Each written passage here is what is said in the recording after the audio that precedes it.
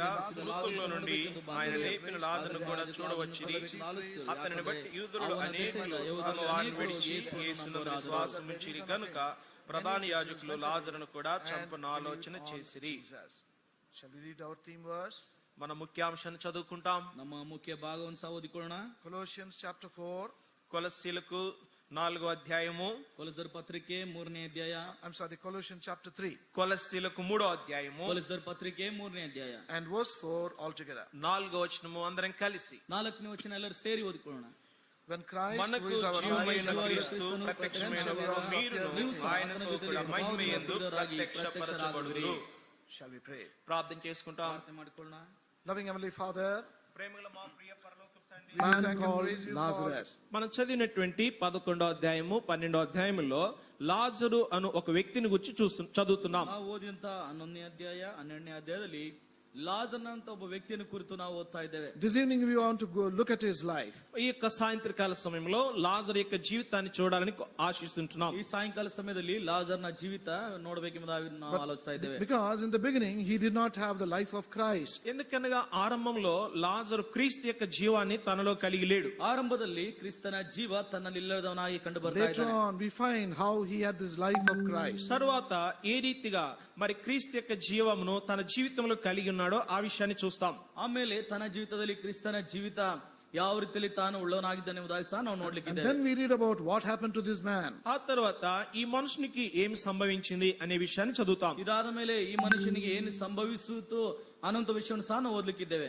Thus we are able to see the life of Christ in this man. ఆ రీతిగా క్రీస్తు యొక్క జీవమును లేకపోతే జీవితమును ఈ వ్యక్తి జీవితంలో చూడవచ్చు. ಆ ವಿಧವಾಗಿ ಕ್ರಿಸ್ತನ ಒಂದು ಜೀವಿತ ಈ ವ್ಯಕ್ತಿಯ ಜೀವಿತದಲ್ಲಿ ನಾವು ನೋಡಬಹುದು. When we look at him in chapter 11, 11వ అధ్యాయంలో మనం ఆయన చూచినప్పుడు 11ನೇ అధ్యాయದಲ್ಲಿ ನಾವು ಆತನ ನೋಡುವಾಗ so there are certain details given about this man. ఈ వ్యక్తిని గురించినటువంటి కొన్ని వివరణలు ఇవ్వబడ్డాయి. ಈ ವ್ಯಕ್ತಿ ಕುರಿತಾದಂತಹ ಕೆಲವೊಂದು ವಿವರಣೆಗಳು ಕೊಡಲ್ಪಟ್ಟಿವೆ. But we want to confine ourselves to 4 things about his life. కానీ ఇవ్వబడినటువంటి వివరణలో 4 విషయాలు తన జీవితం విషయమై చూస్తాం. ಕೊಡಲ್ಪಟ್ಟಂತಹ ವಿವರಣೆಯಲ್ಲಿ 4 ವಿಷಯಗಳನ್ನು ತನ್ನ ಜೀವಿತವನ್ನು ಕುರಿತು ನಾವು ನೋಡ್ಲಿಕ್ಕಿದ್ದೇವೆ. We know the Lord Jesus Christ was visiting Bethany often. మరి మనకు తెలుసు ప్రభువైన యేసు క్రీస్తు వారు బేతనియను తరచుగా దర్శిస్తూ ఉన్నారు. ನಮ್ಮೆಲ್ಲರಿಗೂ ಗೊತ್ತು ಕರ್ತನಾದ ಯೇಸು ಕ್ರಿಸ್ತನು ಬೇತಾನಿಯವನ್ನು ಆಗಾಗ ಆತನು ಭೇಟಿ ಮಾಡ್ತಾ ಇದ್ದಾನೆ. That was because of this house where Mary, Martha and Lazarus were. కారణం ఏమనగా మరియా, మార్తా, లాజరు ఈ యొక్క బేతనీలో ఉన్నారు. ఆ కారణాన ప్రభు బేతనీను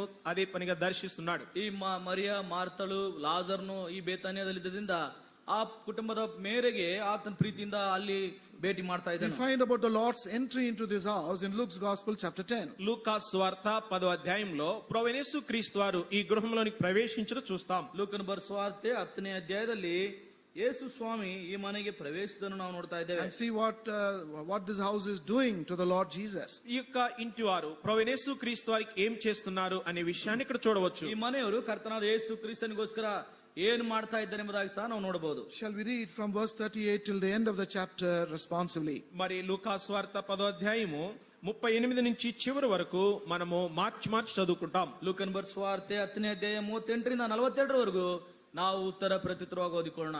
అంతటి వారు ప్రయాణమైపోవచ్చుండగా ఆయన ఒక గ్రామంలో ప్రవేశించెను. మార్త అను ఒక స్త్రీ ఆయనను తన ఇంట చేర్చుకొనెను. ಆಕೆಗೆ ಮರಿಯಳೆಂಬ ಒಬ್ಬ ತಂಗಿ ಇದ್ದಳು. ಈಕೆಯು ಸ್ವಾಮಿಯ ಪಾದದ ಬಳಿಯಲ್ಲಿ ಕೂತುಕೊಂಡು ಆತನ ವಾಕ್ಯವನ್ನು ಕೇಳುತ್ತಿದ್ದಳು. మార్త విస్తారమైన పని పెట్టుకున్నట్టు చేత తొందరపడి ఆయన యొద్దకు వచ్చి, ప్రభువా, నేను ఒంటరిగా పని చేయుటకు నా సహోదరి నన్ను విడిచిపెట్టినందున నీకు చింత లేదా? నాకు సహాయం చేయమని ఆమెతో చెప్పుమనెను. And Jesus answered and said unto her, Martha, Martha, ನೀನು ಅನೇಕ thou art ವಿಷಯವಾಗಿ careful and troubled about many things. ಕೆಲವು ಮಾತ್ರ ಬೇಕಾದದ್ದು. మరియా ఉత్తమమైన దాన్ని ఏర్పరచుకొనెను, అది ఆమె యొద్ద నుండి తీసివేయబడదని ఆమెతో చెప్పెను. See, we notice in these verses what this family had done to the Lord Jesus. మరి ఈ యొక్క వచనముల్లో ఈ లాజర్ అనే వ్యక్తి ప్రభువైన యేసు క్రీస్తు వారికి ఏం చేశాడు అనేది మనం చదవం. ಈ ವಚನಗಳಲ್ಲಿ ಈ ಕುಟುಂಬವು ಆ ಯೇಸು ಸ್ವಾಮಿ ಏನು ಮಾಡಿದೆ ಎಂಬುದಾಗಿ ನಾವು ನೋಡ್ತಾ ಇದ್ದೇವೆ. First of all, Martha received the Lord into their house. మొట్టమొదటిగా అయితే మార్త ప్రభువుని తన ఇంటిలోనికి మరి స్వీకరించింది, ఆహ్వానించింది. ಮೊಟ್ಟಮೊದಲಾಗಿ ಮಾರ್ತಳು ಯೇಸು ಸ್ವಾಮಿ ತನ್ನ ಮನೆಗೆ ಆಹ್ವಾನಿಸಿದಳು. Maybe she heard about the Lord Jesus. మరి బహుశా ప్రభువైన యేసు క్రీస్తు వారిని గురించి ఆమె విన్నదేమో. ಬಹುಶಃ ಕರ್ತನಾದ ಯೇಸು ಕ್ರಿಸ್ತನನ್ನು ಕುರಿತು ಆಕೆ ಕೇಳಿದ್ದಾಳೇನೋ. She heard about what he was preaching. ప్రభు ఏమైతే బోధిస్తున్నాడో దాని గురించి విన్నదేమో. ಕರ್ತನ ಯಾವುದನ್ನು ಬೋಧಿಸ್ತಾ ಇದ್ದಾನೋ ಅದನ್ನೇ ಕೇಳ್ತಾ ಬಂದನೇನೋ. Or maybe she heard about the miracles that the Lord Jesus was performing. బహుశా ఆ దినాల్లో ప్రభువైన యేసు క్రీస్తు వారు జరిగించిన అద్భుతముల గురించి తాను విన్నదేమో. ಬಹುಶಃ ಕರ್ತನಾದ ಯೇಸು ಕ್ರಿಸ್ತನು ನಡೆಸಿದಂತ ಅನೇಕ ಅದ್ಭುತ ಕಾರ್ಯಗಳನ್ನು ಕುರಿತು ಆಕೆ ಕೇಳಿದ್ದಾಳೇನೋ. So she was eager to meet the Lord Jesus. కనుకనటి కారణాన్ని బట్టి ప్రభువైన యేసు క్రీస్తు వారిని కలుసుకోవాలనేటువంటి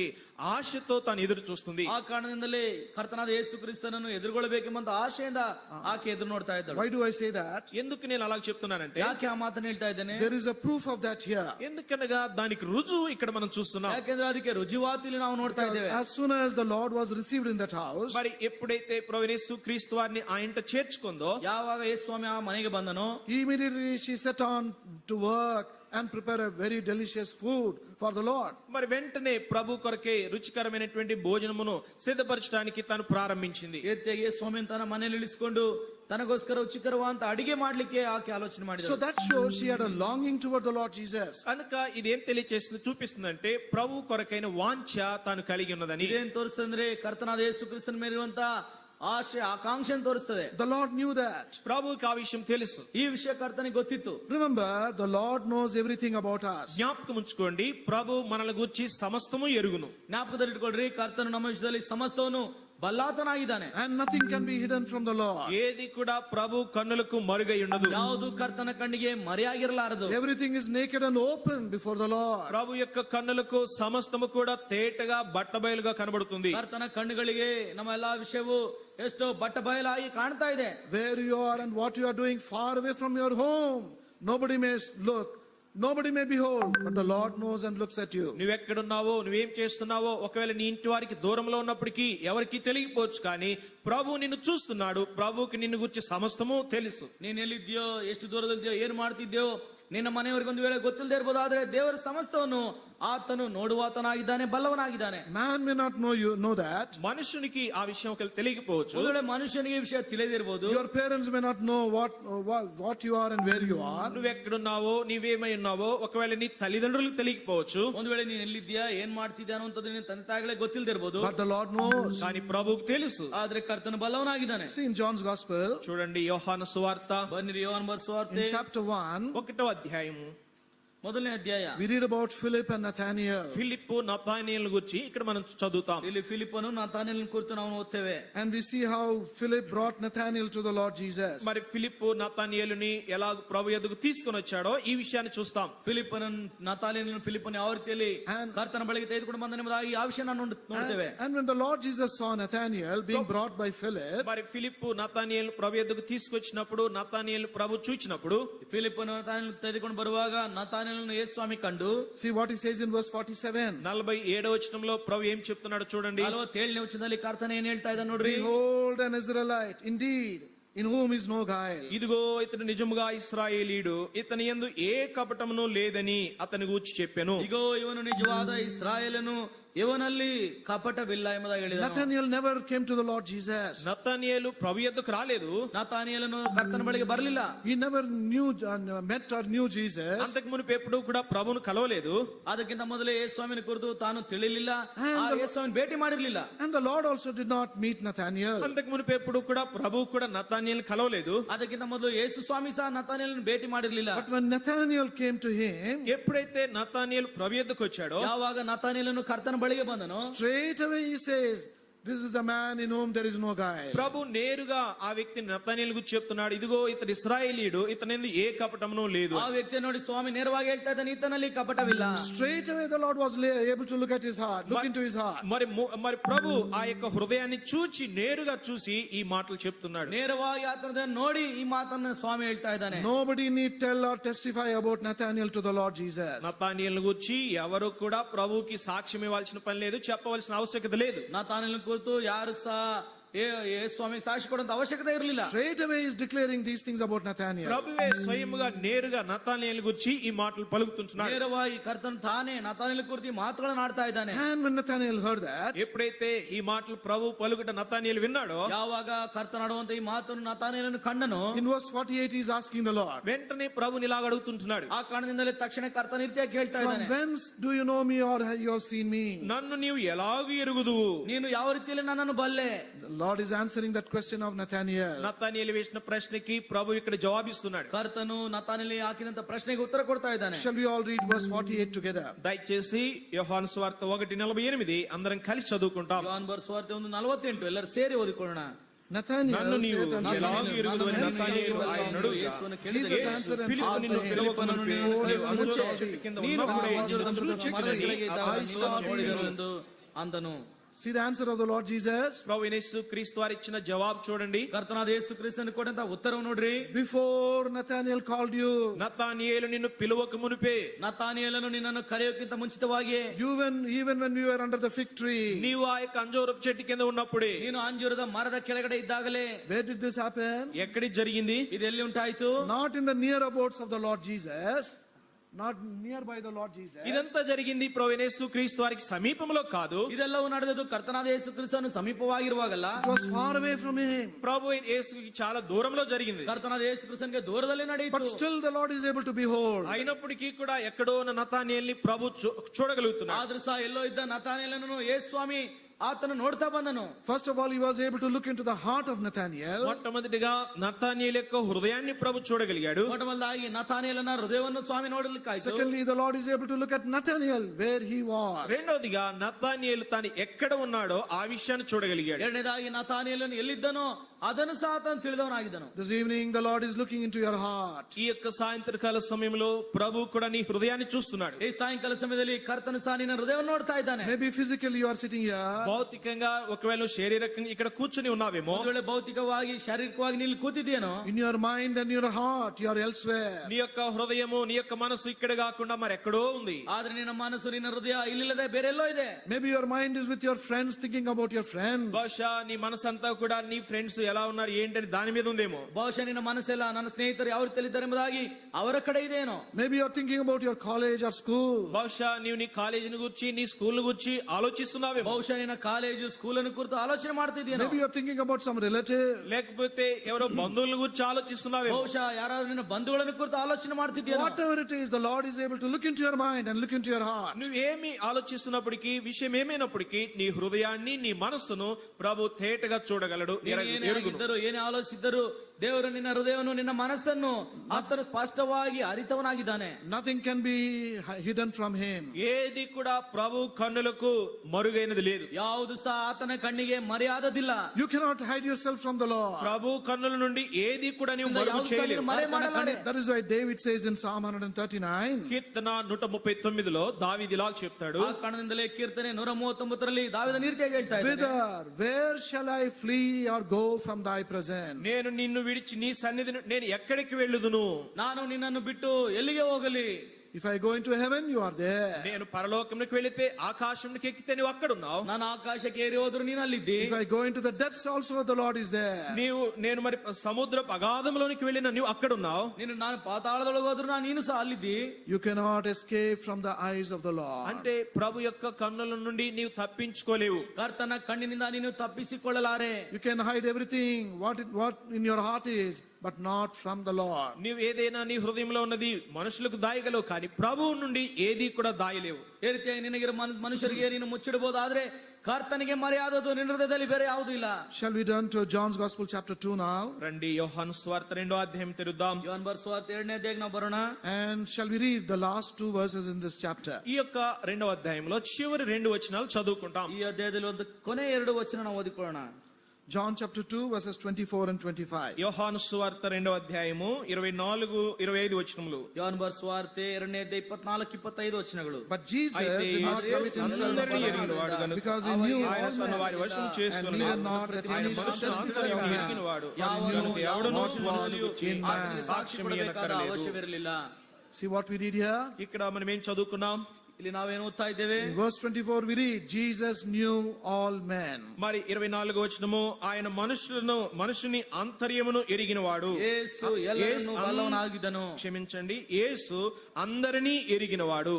యేసు ಎಲ್ಲರನ್ನು ಬಲ್ಲವನಾಗಿದ್ದನು. He knows everyone. He knows everyone. ఆయన అందరినీ కూడా ఎరిగినవాడు. ಆತನು ಎಲ್ಲರನ್ನು ಸಹ He ಬಲ್ಲವನಾಗಿದ್ದಾನೆ. knows you. He knows me. ఆయన నిన్ను ఎరిగినవాడు, నన్ను కూడా ఎరిగినవాడు. ಆತನು ನಿನ್ನನ್ನು ಬಲ್ಲವನಾಗಿದ್ದಾನೆ, ನನ್ನನ್ನು ಸಹ He knows ಬಲ್ಲವನಾಗಿದ್ದಾನೆ. all the people in this world. ఈ లోకంలో ఉన్న ప్రతి ఒక్కరిని కూడా అందరినీ ఆయన ఎరుగును. ಈ ಲೋಕದಲ್ಲಿರುವ ಪ್ರತಿಯೊಬ್ಬರನ್ನು ಸಹ ಬಲ್ಲವನಾಗಿದ್ದಾನೆ. Because his eyes run to and fro throughout the whole earth, the word of God says. దేవుని వాక్యం సెలవిస్తుంది, యెహోవా కనుదృష్టి లోకమందంతటా సంచారం చేయుచున్నది. ದೇವರ ವಾಕ್ಯ ಹೇಳ್ತದೆ, ಯೆಹೋವನ ಕಣ್ಣು ದೃಷ್ಟಿ ಲೋಕವನ್ನೆಲ್ಲ ಸಂಚರಿಸ್ತಾ ಇದೆ. And in verse 25 we read, 25వ వచనంలో మనం చదువుతాం, 25ನೇ ವಚನ ನಾವು ನೋಡ್ತೇವೆ. he knew what was in man. ఆయన మనుషుని ఆంతర్యమును ఎరిగినవాడు. ಮನುಷ್ಯನ ಆಂತರ್ಯವನ್ನು ಆತನು ತಿಳಿದವನಾಗಿದ್ದಾನೆ. It is well written in Telugu. తెలుగులో అయితే చక్కగా రాయబడింది. ತೆಲುಗಿನಲ್ಲಿ ಇನ್ನು ಸ್ಪಷ್ಟವಾಗಿ ಬರೆಯಲ್ಪಟ್ಟಿದೆ. He knows what is in the depth of your heart. నీ యొక్క హృదయపు లోతు, హృదయం యొక్క అగాధములు ఏముందో ఆయనకి తెలుసు. ನಿನ್ನ ಹೃದಯ ಆಂತರ್ಯದಲ್ಲಿರುವಂತದನ್ನು ಆತನು ಬಲ್ಲವನಾಗಿದ್ದಾನೆ. There are certain things that go very deep in our heart. కొన్ని విషయాలు ఉంటాయి, మన హృదయం యొక్క లోపల ఉంటాయి. అవి ಕೆಲವು ವಿಷಯಗಳು ಇರ್ತವೆ, ನಮ್ಮ ಹೃದಯದ ಆಳವಾಗಿ ಹೋಗುವಂತವಾಗಿವೆ. Very difficult to bring it out. వాటిని బయటికి తేవడం బహు కఠినం. ಅವುಗಳನ್ನು ಹೊರಗೆ ತರುವಂತದ್ದು ಬಹಳ ಕಠಿಣ. You will not share it with anyone. ఎవరితో కూడా పంచుకో. ಇದನ್ನು ಯಾರೊಂದಿಗೆ ಸಹ ನೀನು Your ಹಂಚಿಕೊಳ್ಳುವುದಿಲ್ಲ. own parents will not know that. నీ సొంత తల్లిదండ్రులు కూడా ఆ విషయాలు ఎరుగరు. ನಿನ್ನ ಸ್ವಂತ ತಂದೆ ತಾಯಿಗಳಿಗೂ ಸಹ ಆ ವಿಷಯ ನೀನು ಹೇಳುವುದಿಲ್ಲ. Even your best friend also will not know that. నీ యొక్క మంచి బెస్ట్ ఫ్రెండ్ కూడా ఆ విషయాలు ఎరుగడు. ನಿನ್ನ ಬೆಸ್ಟ್ ಫ್ರೆಂಡ್ ಸಹ ಆ ವಿಷಯ ಹೇಳುವುದಿಲ್ಲ. But the Lord knows that. కానీ ప్రభువుకి అదంతా తెలుసు. ಆದ್ರೆ ಕರ್ತನೆಲ್ಲವನ್ನೂ ತಿಳಿದವನಾಗಿದ್ದಾನೆ. You cannot hide it. నీవు ఆయన నుండి దాచలేవు. ಆತನಿಂದ ಯಾವುದು ನೀನು ಮರೆ ಮಾಡಲಾರೆ. Whatever you do, He knows that. నీవు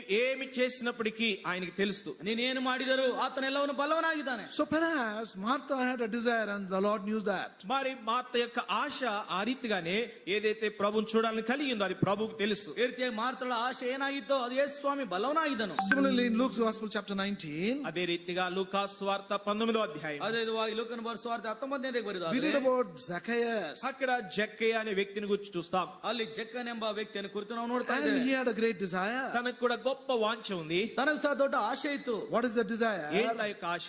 ಆತನಲ್ಲಿದ್ದಂತ ಆಶೆನು To see Jesus. యేసు ఎవరో చూడాలని. ಯೇಸು ನೋಡಬೇಕೆಂಬಂತ ಆಶೆ. It is not difficult అదేమి కష్టమేమి కాదు. అది ಅದೇನು ಕಷ್ಟವಲ್ಲ. because Jesus was going about everywhere. యేసు ప్రభు ఆ దినాల అన్ని స్థలాలకు వెళుతున్నాడు. ಯೇಸು ಸ್ವಾಮಿ ಆ ದಿನಗಳಲ್ಲಿ ಎಲ್ಲಾ ಸ್ಥಳಗಳಲ್ಲಿ ಹೋಗ್ತಾ ಇದ್ದನು. He could have gone and seen and met with the Lord Jesus. ఆయన వెళ్లి ప్రభుని కలుసుకుని ఆయన చూసి ఉండవచ్చు. ಒಂದು ವೇಳೆ ಯೇಸು ಸ್ವಾಮಿಯನ್ನು ಹೋಗಿ ಸಂಧಿಸಿ ಆತನ But ನೋಡಿರಬಹುದಾಗಿತ್ತು. he was not a good man. తాను మంచివాడు కాదు. ತಾನು ಒಳ್ಳೆ ವ್ಯಕ್ತಿ ಆಗಿರಲಿಲ್ಲ. We know about the life of Zacchaeus. జక్కయ్య యొక్క జీవితం మనకు తెలుసు. ಜಕ್ಕಯ್ಯನ ಜೀವಿತ ನಾವು ಚೆನ್ನಾಗಿ ತಿಳಿದಿದ್ದೇವೆ. That is why he was afraid of people. కనుకనే ప్రజలంటే తనకి భయం. ఇప్పుడు ಆ ಕಾರಣದಿಂದಲೇ ಪ್ರಜೆಗಳೆಂದರೆ ಭಯಪಡ್ತಾ ಇದ್ದಾನೆ. If they find Zacchaeus coming to the Lord Jesus and talking to him, ఒకవేళ జక్కయ్య వచ్చి ప్రభువైన యేసుక్రీస్తు వారిని కలుసుకొని ప్రభుతో మాట్లాడటం ప్రజలు చూస్తే, ಒಂದು ವೇಳೆ ಜಕ್ಕಯ್ಯನ ಮುಂದೆ ಯೇಸು ಸ್ವಾಮಿಯನ್ನು ಭೇಟಿ ಮಾಡಿ ತನ್ನೊಂದಿಗೆ ಮಾತನಾಡುವುದನ್ನು ಅವರು ನೋಡುವುದಾದ್ರೆ they will laugh at him, ridicule him and mock him. మరి ప్రజలు జక్కయ్యని చూసి ఎగతాళి చేస్తారు, అపహాస్యం చేస్తారు. ಒಂದು ವೇಳೆ ಆ ಜಕ್ಕಯ್ಯನನ್ನು ಜನರು ನೋಡಿ ಆ ರೀತಿಯಾಗಿ ಅವಮಾನ ಪಡಿಸ್ತಾರೆ, ಅಪಹಾಸ್ಯ ಮಾಡ್ತಾರೆ. But he had this persisting desire in him. కానీ ఎడతెగని వాంఛ తనలో అయితే ప్రభువుని చూడాలని ఉంది. ಆದ್ರೆ ತನ್ನಲ್ಲಿ ಎಡಬಿಡದೆ ಯೇಸು ಸ್ವಾಮಿ ನೋಡುವಂತ ಆಶೆ ತನ್ನಲ್ಲಿತ್ತು. So he determined to go on top of the tree. అప్పుడు ఆయన ఒక చెట్టు ఎక్కాడు. ಆಗ ಒಂದು ಗಿಡದ ಮರದ ಮೇಲೆ ಹತ್ತಿದನು. He was quietly resting there. అక్కడ మౌనంగా కూర్చున్నాడు. ಅಲ್ಲಿ ಮೌನವಾಗಿ ಕೂತಿದ್ದಾನೆ. Because people who walk along, మరి ప్రజలు వాళ్ళు వెళుతున్నటువంటి వారు, ಆ ಜನರು ಹೋಗುವಂತವರು they will never look up. వారు పైకి చూడరు. ಅವ್ರ ಮೇಲೆ ನೋಡುವುದಿಲ್ಲ. They'll keep looking at the door and walking. మరి ప్రజలు దారిని చూసి నడుచుకుంటూ వెళతారు. ಜನರು ದಾರಿಯನ್ನು ನೋಡಿ ಹೋಗ್ತಾ ಇರ್ತಾರೆ. There Zacchaeus was quietly sitting. కానీ చెట్టు మీద మరి జక్కయ్య మౌనంగా కూర్చొని ఉన్నాడు. ಜಕ್ಕಯ್ಯನಾದ್ರೂ ಮರದ ಮೇಲೆ ಮೌನವಾಗಿ ಕೂತಿದ್ದಾನೆ. దగ్గు వస్తే కూడా దగ్గను. దగ్గొస్తే కూడా దగ్గను. ఇంకా ಈ ರೀತಿಯಾಗಿ ಕೆಮ್ಮು ಬಂದ್ರೆ ಸಹ ಕೆಮ್ಮುದಿಲ್ಲ. I will not sneeze also. నేను తుమ్మను కూడా తుమ్మను. ನಾನು ಸೀನುವುದಿಲ್ಲ ಸಹ. Because if I do that, ఒకవేళ పొరపాటున తుమ్మితే, ಒಂದು ವೇಳೆ ಗೊತ್ತಿಲ್ಲದೆ ನಾನು ಸೀನುವುದಾದ್ರೆ, they will look at this man. ఈయన్ని చూసి, ಇಲ್ಲಿ ನೋಡಿ ಮೇಲ್ಗಡೆ ನೋಡಿ, చూశావా ఎక్కడెక్కడ వీడు? ఎక్కడెక్కడ చూడండి వీడు, See where this fellow is. ఎక్కడున్నాడో చూడండి ఈయన. ನೋಡ್ರಿ ಇವನು ಎಲ್ಲಿದ್ದು So ಕೂತಿದ್ದಾನೆ. he did not want anybody to know. కనుక ఎవరికి తెలియకూడదు అనుకున్నాడు. ಆ ರೀತಿಯಾಗಿ ಯಾರಿಗೂ ತಿಳಿಯಬಾರದು ಎಂಬುದು ಅಂದುಕೊಂಡನು. Quietly waiting and looking at that way. మరి మౌనముగా ఆ చెట్టు మీద కూర్చొని ఆ మార్గం గుండా ప్రభు వస్తున్నాడని చూస్తున్నాడు. ಮೌನವಾಗಿ ಆ ಗಿಡದ ಮೇಲೆ ಕುತ್ಕೊಂಡು ಯೇಸು ಸ್ವಾಮಿ ಆ ದಾರಿಯಲ್ಲಿ ಬರೋದು ನೋಡ್ತಾ ಇದ್ದಾನೆ. And as he was waiting, ఆయన వేచి ఉండగా ಆ ವಿಧವಾಗಿ ಆತನು ಕಾದುಕೊಂಡಿದ್ದಾಗ oh, there behold, the Lord was coming. అదిగో ప్రభు వస్తుంటున్నాడు ఆ మార్గం ಅಲ್ಲಿ గుండా. ಕರ್ತನು ಬರ್ತಾ ಇದ್ದಾನೆ. He was very happy. తాను సంతోషం ಆಗ ಎಷ್ಟು ಸಂತೋಷವಾಗ್ತಾ ಇದೆ. At the same time, very quiet. అదే సమయంలో మౌనంగా ఉన్నాడు. ಆದ್ರೂ ಸಹ ಮೌನವಾಗಿದ್ದಾನೆ. I must not lose this ఈ opportunity. అవకాశం పోగొట్టుకోకూడదు. ಈ ಅವಕಾಶ ನಾನು ಕಳೆದುಕೊಳ್ಳಬಾರದು. Let me see him. నేను ఆయన చూడాలి ఎట్లా. ನಾನು ಆತನ ನೋಡ್ಬೇಕು. Poor fellow did not have mobile phone. ఆ దినాల్లో మొబైల్ ఫోన్ లేదు ప్రభు. ಆ ದಿನಗಳಲ್ಲಿ ಸ್ವಾಮಿ ಹತ್ರ ಮೊಬೈಲ್ ಫೋನ್ ಇರಲಿಲ್ಲ. Otherwise, he would have taken a video. లేకపోతే వీడియో తీసేవాడు. ಒಂದು ವೇಳೆ ವಿಡಿಯೋ ತೆಗಿತಾ ಇದ್ರೇನೋ. So he was carefully looking. చాలా జాగ్రత్తగా ಎಷ್ಟು చూస్తున్నాడు. ಜಾಗರೂಕತೆಯಿಂದ ನೋಡ್ತಾ ಇದ್ದಾನೆ. And the Lord was coming. ప్రభు వస్తున్నాడు. ಕರ್ತನ ಆತನ ಬಳಿಗೆ ಬರ್ತಾ ಇದ್ದಾನೆ. Oh, this is Jesus. ఈయన యేసు. ಓ ಈತನೇ ಯೇಸು. What a man he is. ఎటువంటి ಎಂತ ಮನುಷ್ಯನಿತನು. ఎటువంటి మనుషుడినా. What a man of peace he is. ఎటువంటి సమాధాన మనుషుడినా. ಎಂತ ಸಮಾಧಾನ ಮನುಷ್ಯನಿತನು. How cheerful he is. ఎంత ఆనందంగా ఉన్నాడు ఈయన. ಎಷ್ಟು ಆತನು ಆನಂದಕರವಾಗಿದ್ದಾನೆ. As he was observing and appreciating, ఆయన ప్రభువుని చూచి ప్రభుని ప్రశంసిస్తూ ఉండగా ಆಗ ಕರ್ತನ ನೋಡಿ ಆ ರೀತಿಯಾಗಿ ಪ್ರಶಂಸಿಸ್ತಾ ಇರುವಾಗ what Zacchaeus thought was the Lord will come and pass by and go away. జక్కయ్య అనుకున్నాడు ప్రభు ఆ దారి గుండా వచ్చి దాటి వెళ్ళిపోతాడు అనుకున్నాడు. ಜಕ್ಕಯ್ಯನ ಅಂದುಕೊಂಡನು ಆ ಮಾರ್ಗವಾಗಿ ಬಂದು ಆ ರೀತಿಯಾಗಿ ದಾಟಿ ಹೋಗ್ತಾನೆ ಎಂಬುದಾಗಿ ಅಂದುಕೊಂಡನು. But no, the Lord is not doing that. కానీ ప్రభు అలా దాటి వెళ్ళలేదు. ಆದ್ರೆ ಯೇಸು ಸ್ವಾಮಿ ಆ ರೀತಿಯಾಗಿ ದಾಟಿ ಹೋಗ್ತಾ He ಇಲ್ಲ. came and stopped there. వచ్చి ప్రభు అక్కడే ఆగాడు. ಆ ಯೇಸು ಸ್ವಾಮಿ ಬಂದು ಅಲ್ಲೇ ನಿಂತನು. Why? ఎందుకు? ಯಾಕೆ? The desire and the longing of Zacchaeus was not only seen by the Lord, it stopped the Lord Jesus. ఏదైతే వాంఛ ఏదైతే ఆశ ప్రభువును చూడాలని జక్కయ్య కలిగి ఉన్నాడో ఆ ఆశ ఆ వాంఛ ప్రభు ఎరుగును అదే ప్రభుని ఆపివేసింది. ಈ ರೀತಿಯಾಗಿ ಯಾವ ಅಪೇಕ್ಷೆಯಿಂದ ಆಕಾಂಕ್ಷೆಯಿಂದ ಜಕ್ಕಯ್ಯನು ಯೇಸು ಸ್ವಾಮಿ ನೋಡ್ಲಿಕ್ಕೆ ಬಂದನು. ಯೇಸು ಸ್ವಾಮಿ ಆತನ ಮನಸ್ಸನ್ನು ತಿಳಿದು ಮಾತ್ರಲ್ಲದೆ ಯೇಸು ಸ್ವಾಮಿನಲ್ಲಿ ನಿಲ್ಲಿಸಿತು. Zacchaeus did not call on Jesus. మరి జక్కయ్య యేసు ప్రభు అన్నప్పుడు ఏం పిలవలేదు. కానీ ಯೇಸು ಸ್ವಾಮಿಯನ್ನು ಜಕ್ಕಯ್ಯನು ಕರೆಯಲಿಲ್ಲ. He did not say, Lord, have mercy on me. ప్రభువా నన్ను నా మీద కనికరం ఉంచని ఏం కేక వేయలేదు. ಓ కానీ ಸ್ವಾಮಿ ನನ್ನನ್ನು ಕರುಣಿಸೆಂಬುದಾಗಿ ಕೇಳಲಿಲ್ಲ. Here am I in great fear. ఇదిగో నేను గొప్ప భయములో ఉన్నానని ఆయన ఏం చెప్పలేదు. ಇದಿಗೋ కానీ ನಾನು ದೊಡ್ಡ ಭಯದಲ್ಲಿದ್ದೇನೆ ಎಂಬುದಾಗಿ ಹೇಳಿಲ್ಲ. Here am I in great need. ఇదిగో ప్రభువా నేను అక్కరలో ఉన్నానని చెప్పలేదు. ಇದಿಗೋ ಸ್ವಾಮಿ ನಾನು ಅವಶ್ಯಕತೆಯಲ್ಲಿದ್ದೇನೆ ಎಂಬುದಾಗಿ I ಹೇಳಿಲ್ಲ. am rejected by everyone. మరి అందరూ కూడా అక్కడ చుట్టుముట్టారు. ಎಲ್ಲರೂ ಸುತ್ತಲಿರುವಾಗ I am rejected by everyone. ప్రతి వారి చేత నేను తృణీకరించబడ్డాను. ಪ್ರತಿಯೊಬ್ಬರಿಂದ ನಾನು ತಿರಸ್ಕಾರ ಹೊಂದಿದವನಾಗಿದ್ದೇನೆ. Nobody loves me or likes me. అయ్యో నన్ను ఎవరు ఇష్టపడరు, నన్ను ఎవరు ప్రేమించరు. ನನ್ನನ್ನು ಯಾರು ಇಷ್ಟಪಡುವುದಿಲ್ಲ, ಯಾರು ನನ್ನನ್ನು ಪ್ರೀತಿಸುವುದಿಲ್ಲ. I am alone. నేను ఒంటరి వాడిని. ನಾನು ಒಬ್ಬಂಟಿಗನಾಗಿದ್ದೇನೆ. He did not say anything. ఆయన ఈ మాటలు ఏమీ ಈ చెప్పలేదు. ಮಾತು ಯಾವುದು ಸಹ ಆತನು ಆಡ್ಲಿಲ್ಲ. But all that was in his heart and in his mind, in his life, the Lord knew it, and it made him to stop there. ఇదంతా కూడా తన హృదయంలో తన మనసులో తన జీవితంలో ఉన్నటువంటి విషయము అది ప్రభు ఎరిగి ప్రభు అక్కడ నిలిచాడు. ಇವೆಲ್ಲ ಸಂಗತಿಗಳನ್ನು ತನ್ನ ಹೃದಯದಲ್ಲಿ ಮನಸ್ಸಿನಲ್ಲಿ ಇರುವುದನ್ನು ನೋಡಿ ಯೇಸು ಸ್ವಾಮಿ ಆತನಿರುವಂತ ಸ್ಥಳದಲ್ಲಿ ನಿಂತನು. The Lord stood there. ప్రభు అక్కడ ఆగిపోయినాడు. ಅಲ್ಲಿ ಆತನು ನಿಂತು ಹೋದನು. And he looked up. ఆయన పైకి చూచాడు. ಆತನ ಮೇಲಕ್ಕೆ ನೋಡಿದನು. Called him by name. పేరుతో జక్కయ్యని పిలుస్తున్నాడు. ಆತನ ಹೆಸರು ಹಿಡಿದು ಕರೀತಾ ಇದ್ದಾನೆ. That is yet another wonder. ఇది మరొక అద్భుతం. ಇದು ಮತ್ತೊಂದು ಅದ್ಭುತ. He said straight away, Zacchaeus, come down. ప్రభు నేరుగా పిలిచాడు, జక్కయ్య దిగిరము. ಸ್ವಾಮಿ ನೇರವಾಗಿ ಕರೀತಾ ಇದ್ದಾನೆ, ಜಕ್ಕಯ್ಯನೇ ಇಳಿದು ಬಾ. Because he knows every one of us by our name. ఎందుకనగా మనలో కూడా ప్రతి ఒక్కొక్కరిని ప్రభు పేరు పేరున ఎరుగును. ಯಾಕೆಂದ್ರೆ ಪ್ರತಿಯೊಬ್ಬರನ್ನು ನಮ್ಮಲ್ಲಿ ಎಲ್ಲರನ್ನು ಸಹ ಆತನ ಹೆಸರಾಗಿ ತಿಳಿದವನಾಗಿದ್ದಾನೆ. In John's Gospel chapter 10, యోహాను సువార్త 10వ అధ్యాయము ಯೋಹಾನ ಬರೆಸುವಾರ್ತೆ 10ನೇ ಅಧ್ಯಾಯಕ್ಕೆ ಬರೋದಾದ್ರೆ here we read the picture of the Lord as our shepherd. మరి ప్రభుని మన కాపరిగా అక్కడ ఒక దృశ్యాన్ని చూస్తున్నాం. ಇದು ಸ್ವಾಮಿಯನ್ನು ನಾವು ಕುರುಬನಾಗಿ ನಾವು ನೋಡ್ತಾ ಇದ್ದೇವೆ. And we read about some other qualities of the shepherd here. మరి కొన్ని లక్షణములు ఈ యొక్క కాపరి కలిగి ఉన్న వాటిని మనం చూస్తున్నాం. ಕುರುಬನ ಕೆಲವು ಲಕ್ಷಣಗಳು ನಾವಿಲ್ಲಿ ನೋಡ್ತಾ ಇದ್ದೇವೆ. Shall we read one of those qualities in verse 3? 3వ వచనంలో కాపరి కలిగి ఉన్నటువంటి లక్షణములో ఒకటి మనం చదువుతాం. ಕುರುಬನಿಗಿರುವಂತ ಒಂದು ಲಕ್ಷಣವನ್ನು 3ನೇ ವಚನದಲ್ಲಿ ನಾವು ನೋಡ್ತೇವೆ. All together, అందరం కలిసి ಎಲ್ಲರೂ ಸೇರಿ to him the అతనికి porter ద్వారపాలకులు openeth, తలుపు and the తీయును. sheep hear his ఆయన voice, స్వరం వినును. and he calleth his own sheep by name, and leadeth them వాటిని out. వెలుపలికి నడిపించును. See what we read here? ఇక్కడ ఏం చదివాము?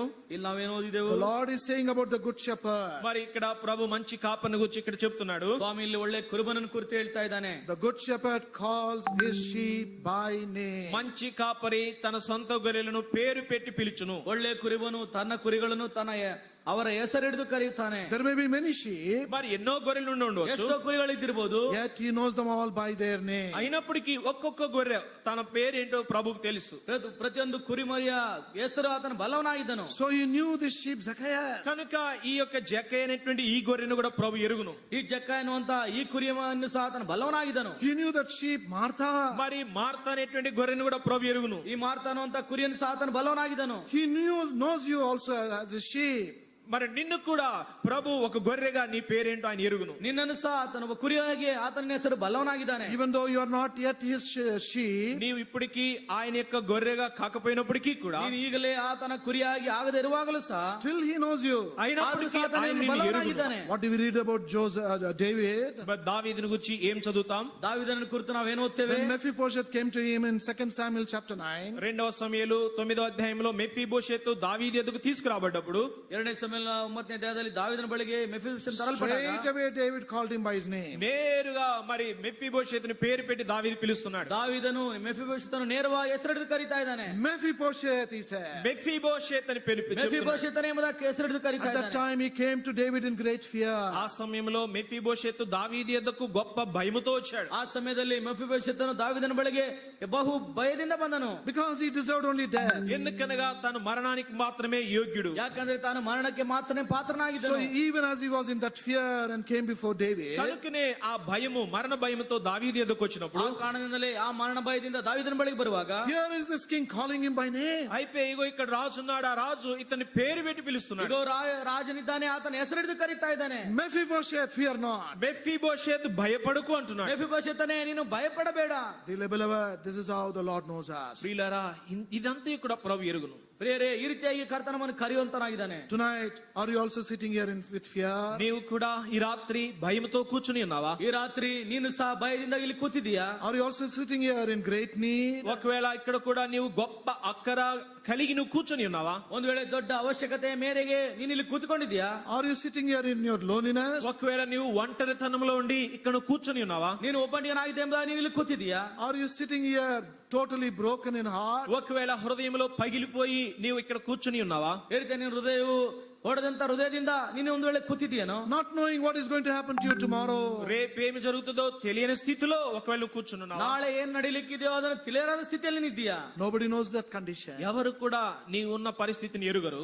ಯಾರು ಸಹ ನೀನಿರುವಂತ ಪರಿಸ್ಥಿತಿಯನ್ನು ಅರಿಯರು. The brother sitting next to you, the sister sitting next to you does not know it. నీ ప్రక్కన కూర్చున్న సహోదరుడు ఎరుగుడు నిన్ను గూర్చి, నీ ప్రక్కనే కూర్చున్న సహోదరి గూర్చి కూడా నిన్ను గూర్చి ఎరుగదు. ನಿನ್ನ ಪಕ್ಕದಲ್ಲಿರುವಂತ ನಿನ್ನ ಸಹೋದರನು, ನಿನ್ನ ಪಕ್ಕದಲ್ಲಿರುವಂತ ಸಹೋದರಿ ಇದನ್ನು ಅರಿಯರು. But there is one who knows everything about you. అయితే నిన్ను గూర్చి సమస్తమును ఎరిగినటువంటి వాడు ఒకడున్నాడు. ಆದ್ರೆ ನಿನ್ನನ್ನು ಕುರಿತು ಸಮಸ್ತವನ್ನು ಬಲ್ಲಾತನು ಒಬ್ಬನಿದ್ದಾನೆ. What did that Samaritan woman say in John's Gospel chapter 4? యోహాను సువార్త 4వ అధ్యాయంలో ఆ సమరయ స్త్రీ ఏం చెప్తుంది? ಯೋಹಾನ ಬರೆಸುವಾರ್ತೆ 4ನೇ ಅಧ್ಯಾಯದಲ್ಲಿ ಸಮರಯ ಸ್ತ್ರೀ ಏನ್ ಹೇಳ್ತಾ ಇದ್ದಾಳೆ? John's Gospel chapter 4, యోహాను సువార్త 4వ అధ్యాయం ಯೋಹಾನ ಬರೆಸುವಾರ್ತೆ 4ನೇ ಅಧ್ಯಾಯ verse 29. 29వ వచనం. 29ನೇ ವಚನ. All together shall we read. దయచేసి ఈ వచనం అందరం కలిసి చదువుకుందాం. ಎಲ್ಲರೂ ಸೇರಿ ವಾಕ್ಯವನ್ನು ಓದಿಕೊಳ್ಳೋಣ. John's Gospel chapter 4 and verse 29. యోహాను సువార్త 4వ అధ్యాయం 29వ వచనం ಯೋಹಾನ అందరం కలిసి. ಬರೆಸುವಾರ್ತೆ 4ನೇ ಅಧ್ಯಾಯ 29ನೇ ವಚನ. ಎಲ್ಲರೂ ಸೇರಿ. Come, మీరు వచ్చి see a man నేను destroying all things that నాతో ever చెప్పిన I did. మనుషుని ಒಂದು చూడండి, ಅವನು Not this ನೋಡಿರಿ, in the క్రీస్తు Christ. కాడని ఆ ఊరి వారితో ಅವನೇ ಏನೆಂದು చెప్పగా, ಹೇಳಲು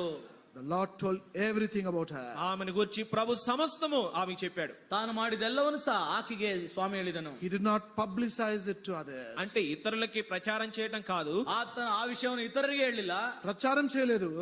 ప్రచారం చేయలేదు, ಪ್ರಚಾರ ಮಾಡಲಿಲ್ಲ. He told only her. అయితే ఆమెకు మాత్రమే చెప్పాడు. ಅದನ್ನು ಆಕೆಗೆ ಮಾತ್ರ ಹೇಳಿದನು. Dearly beloved, what we want to emphasize is the Lord is looking at you.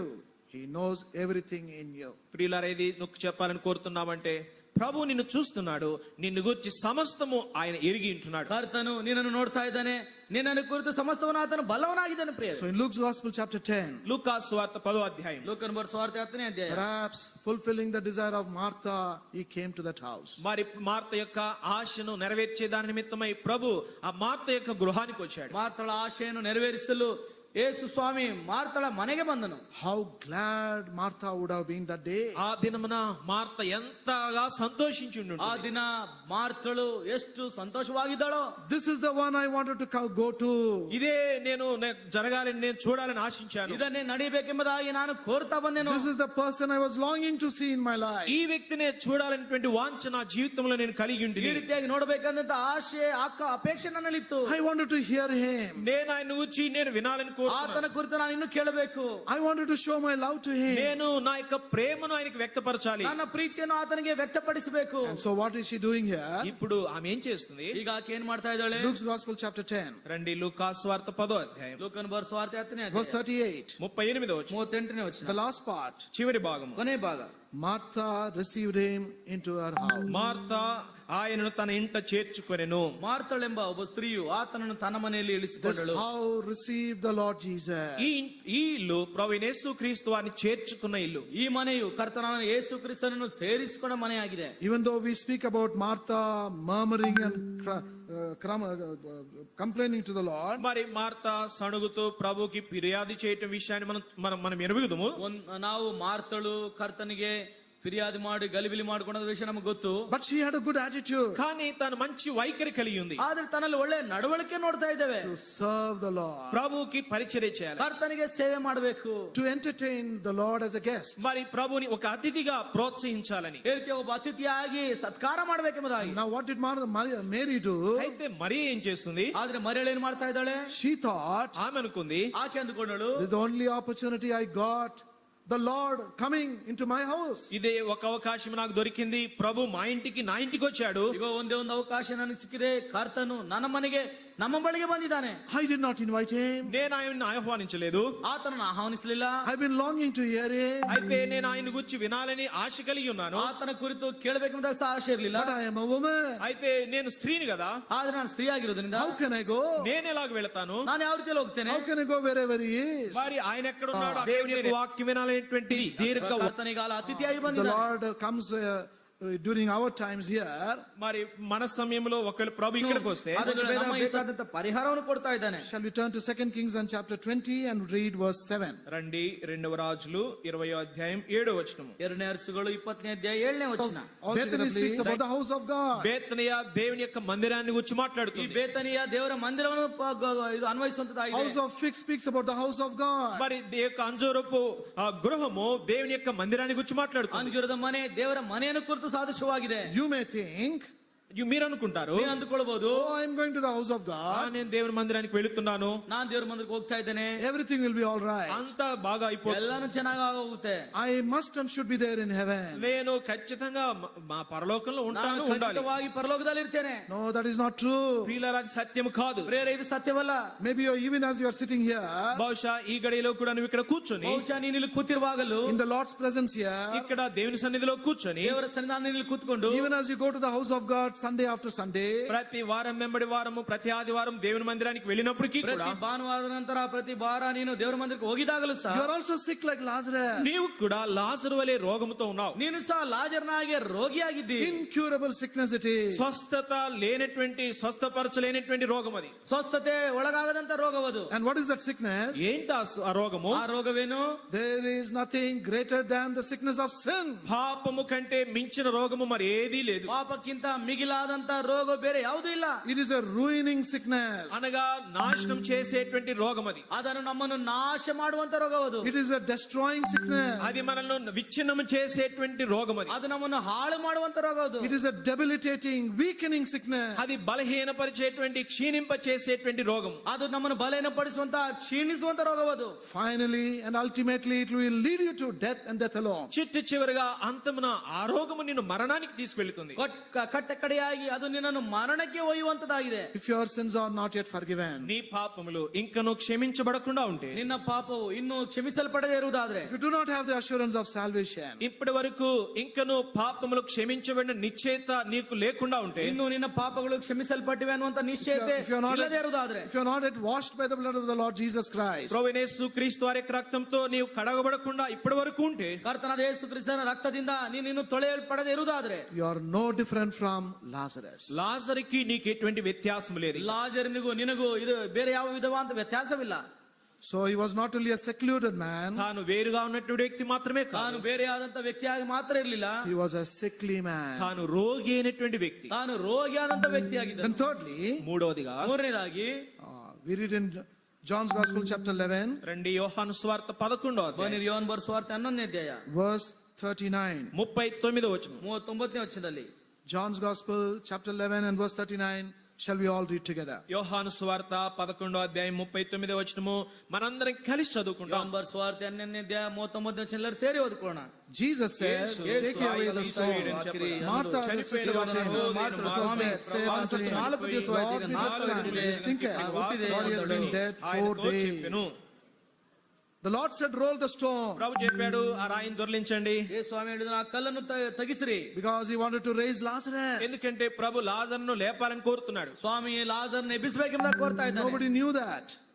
Nobody knew that. ఎవరికి ఆ విషయం తెలియదు. ಯಾರಿಗೂ ಈ ವಿಷಯ ಗೊತ್ತಿಲ್ಲ. So when he asked them to roll the stone, ఎప్పుడైతే ప్రభు అడిగాడో రాయిని దొర్లించమని, ಯಾವಾಗ ಈ ಕಲ್ಲನ್ನು ತೆಗಿರಿ ಎಂಬುದಾಗಿ ಹೇಳಿದನು, now at once Martha is speaking. వెంటనే మార్త మాట్లాడుతుంది. ತಕ್ಷಣವೇ ಇಲ್ಲಿ ಮಾರ್ತಳು ಮಾತನಾಡ್ತಾ And who ಇದ್ದಾಳೆ. is this Martha? ఎవరి మార్త? ಈ ಮಾರ್ತಳು ಯಾರು? His own sister. ఆ లాజరుకి సొంత అక్క, ತನ್ನ ಲಾಜರಿಗೆ ಸ್ವಂತ ಅಕ್ಕ, ప్రియమైన అక్క గారు. ప్రియమైన అక్క గారు. ಪ್ರಿಯವಾದಂತ ಅಕ್ಕ ಅಲ್ಲ. What is he saying? ఆమె ఏం చెప్తుంది? ಏನೆಂಬುದಾಗಿ ಹೇಳ್ತಾ ಇದ್ದಾಳೆ? What is she telling about dead Lazarus? లాజరు గురించి మార్త ఏం చెప్తుంది? ಲಾಜರ್ನ ಕುರಿತು ಮಾರ್ತಳು ಏನ್ ಹೇಳ್ತಾ ಇದ್ದಾಳೆ? By this time he is stinking. ప్రభా ఇప్పటికి వాడు వాసన కొట్టును. ಈಗ ಸ್ವಾಮಿ ನಾಥ ಹೊಡಿತಾ ಇದೆ.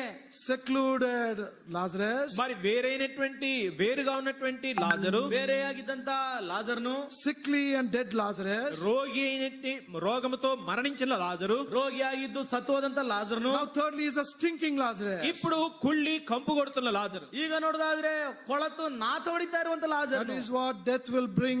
ప్రియ సహోదరి సహోదరుడ, మరణము అదే తీసుకొస్తుంది. ಬೇರೆ ಮರಣವು ನಮಗೆ ಇದನ್ನೇ ತರುವಂತದ್ದಾಗಿದೆ. That's why we read in Isaiah chapter 1 and verse 6. యెషయా గ్రంథము 1వ అధ్యాయం 6వ వచనంలో మనం చదువుతాం. ಯೆಶಾಯನ ಗ್ರಂಥ 1ನೇ ಅಧ್ಯಾಯ 6ನೇ ವಚನ ನಾವು There ಓದ್ತೇವೆ. the word of God speaks the condition of a sinner. పాపి యొక్క పరిస్థితిని అక్కడ దేవుని వాక్యం వివరిస్తుంది. ಪಾಪಿಯ ಪರಿಸ್ಥಿತಿಯನ್ನು ದೇವರ ವಾಕ್ಯ ವಿವರಿಸ್ತಾ ಇದೆ. From the head to foot we are full of wounds and bruises. అరకాలు మొదలుకొని తల వరకు ఎక్కడ చూచినో గాయములు, దెబ్బలు, పచ్చి పుండ్లు. ಈ ರೀತಿಯಾಗಿ ನೋಡೋದಾದ್ರೆ ತಲೆಯಿಂದ ಅಂಗಾಲಿನವರೆಗೂ ನಡುನೆತ್ತೆ ತನಕ ಪೆಟ್ಟು ಬಾಸುಂಡೆ ಮಾಯದ ಗಾಯಗಳೇ. We can understand గాయములు దెబ్బలు. గాయములు, దెబ్బలు అంటే మీకు తెలుసు, అర్థం ಗಾಯಗಳು చేసుకుంటారు ಪೆಟ್ಟುಗಳು కొంత. ಅಂದ್ರೆ ನಿಮಗೆ ಗೊತ್ತಾಗುತ್ತದೆ.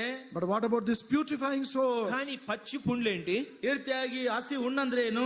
They emanate a very bad smell. అది దుర్గంధమును వెదజల్లుతాయి, దుర్వాసన వెదజల్లుతాయి. ವಾಸನೆ ಬರುವಂತದಾಗಿರ್ತದೆ. We find that on some lepers. మరి కొందరు కుష్ఠ రోగులు ఉంటారు, వారి దగ్గర మనం చూడవచ్చు. ಆ ಕೆಲವರು ಕುಷ್ಠರೋಗಿ ಇರ್ತಾರೆ, ಅವ್ರ ಬಳಿ ನಾವು ನೋಡಬಹುದು. They have these wounds of leprosy. ఆ యొక్క కుష్ఠ గాయములు వారు కలిగి ఉంటారు. ಕುಷ್ಠದ ಗಾಯಗಳವರುಳ್ಳರಾಗಿರ್ತಾರೆ. And if you go near them, వారికి సమీపంగా నువ్వు వెళితే ಒಂದು ವೇಳೆ ಅವರ ಸಮೀಪವಾಗಿ ನೀನು they ಹೋಗುದಾದ್ರೆ are not only incurable, మరి అది స్వస్థత దొరకనటువంటివే కావవి. ಅದು ಸ್ವಸ್ಥವಾಗದೇ ಇರುವಂತಗಳಲ್ಲ. but not now during the Old Testament times, మరి ఇప్పుడైతే కాదు, పాత నిబంధన కాలంలో ಈಗಲ ಹಳೆ ಒಡಂಬಡಿಕೆ ಕಾಲದಲ್ಲಿ but they also emanate a very bad smell. ఎంతో దుర్గంధాన్ని పుట్టిస్తాయి. ಎಷ್ಟೋ ದುರ್ಗಂಧವನ್ನು ಅದು ಹುಟ್ಟಿಸುವಂತದಾಗಿದೆ. That is the condition of a sinner. పాపి యొక్క వాస్తవమైన పరిస్థితి అది. ಪಾಪಿಯ ನಿಜ ಸ್ಥಿತಿ ಇದೇ ಆಗಿದೆ. If your sins are not yet forgiven, నీ పాపములు ఇంకను క్షమించబడకుండా ఉంటే, ನಿನ್ನ ಪಾಪಗಳು ಇನ್ನೂ ಕ್ಷಮಿಸಲ್ಪಡದಿರುವುದಾದ್ರೆ, you may be a very handsome person. బహుశా నువ్వెంతో సౌందర్యము, అందం కలిగిన వ్యక్తివేమో. ಬಹುಶಃ ನೀನೆಷ್ಟು ಅಂದ ಚಂದವುಳ್ಳಂತ ವ್ಯಕ್ತಿ You may ಆಗಿರಬಹುದು. be a very good looking girl.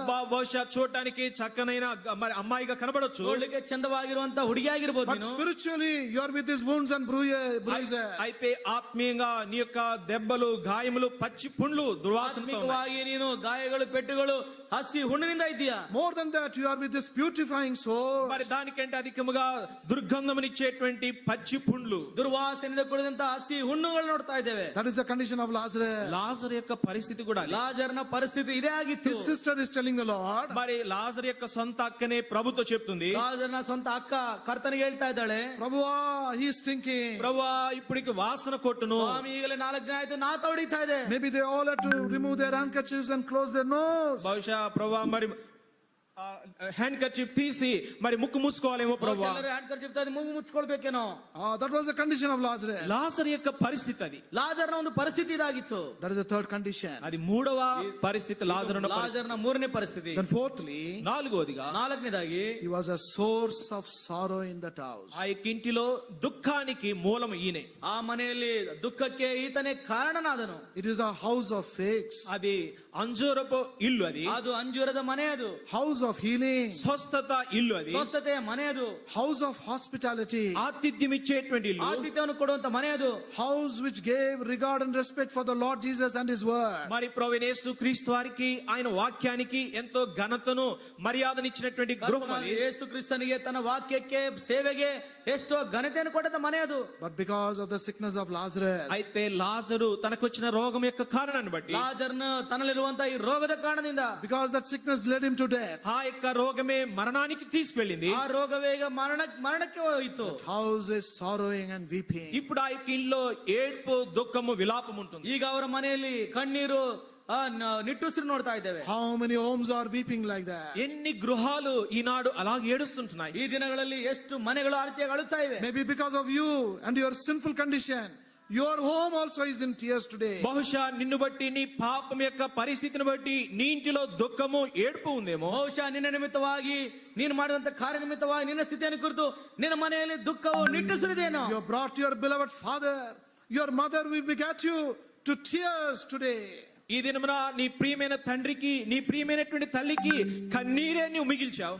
ಈ ರೀತಿಯ ನಿನ್ನ ಪ್ರಿಯ ತಂದೆಗೆ ನಿನ್ನ ಪ್ರಿಯ ತಾಯಿಗೆ ಕಣ್ಣೀರನ್ನೇ ಉಳಿಸಿಕೊಟ್ಟಿದೀಯ. They are weeping because of you. నిన్ను బట్టే వారు ఏడుస్తున్నారు, విలపిస్తున్నారు. ನಿನ್ನ ನಿಮಿತ್ತವಾಗಿ ಅವರು ಅಳ್ತಾ ಇದ್ದಾರೆ. They are not able to sleep because of you and your sinful condition. నిన్ను బట్టి నీ పాప స్థితిని బట్టి వారు కనీసం నిద్ర కూడా పోవటం లేదు. ನಿನ್ನನ್ನು ಕುರಿತು ನಿನ್ನ ಪಾಪದ ಸ್ಥಿತಿಯನ್ನು ಕುರಿತು ಕನಿಷ್ಠ ಅವರಿಗೆ ನಿದ್ದೆ ಸಾಧ್ಯತಾ ಇಲ್ಲ. Oh dear young man, how long you want to continue in this condition? ఓ ప్రియమైన యవనస్తుడా, ఎంత కాలము ఈ దుస్థితిలో కొనసాగుతావు? ಓ ಪ್ರಿಯ ಯೌವನಸ್ಥನೇ, ಇಂಥ ದುಸ್ಥಿತಿಯಲ್ಲಿ ಇನ್ನು ಎಷ್ಟು ದಿನ ಕಳೆಯುತ್ತೀಯ? Dear young sister, how long you want to be a source of sorrow in your family? ప్రియమైన యవన సహోదరి, ఎంత కాలము ఇంకా నీ ఇంటి వారికి దుఃఖానికి కారకురాలుగా ಓ ఉంటావు? ಪ್ರಿಯ ಸಹೋದರಿ, ನಿನ್ನ ಕುಟುಂಬದಲ್ಲಿ ಇನ್ನು ಎಷ್ಟು ವರ್ಷ ಈ ರೀತಿಯಾಗಿ ದುಃಖಕ್ಕೆ ಕಾರಣವಾಗುತ್ತಾ ಇರ್ತೀಯ? When will you come to realization? ఎప్పుడు గ్రహింపులోనికి నువ్వు వస్తావు? ಯಾವಾಗ ನೀನು ನಿಜವಾದಂತ ಗ್ರಹಿಕೆಗೆ ಬರುತ್ತಿ? When will you know your condition? ఎప్పుడు నీ స్థితిని ఎరుగుతావు నువ్వు? ಯಾವಾಗ ನಿನ್ನ ಸ್ಥಿತಿಯನ್ನು ನೀನು ತಿಳಿದುಕೊಳ್ಳುತ್ತಿ? Oh, may the Lord open your eyes, open your heart this evening. ఈ సాయంత్రకాల సమయంలో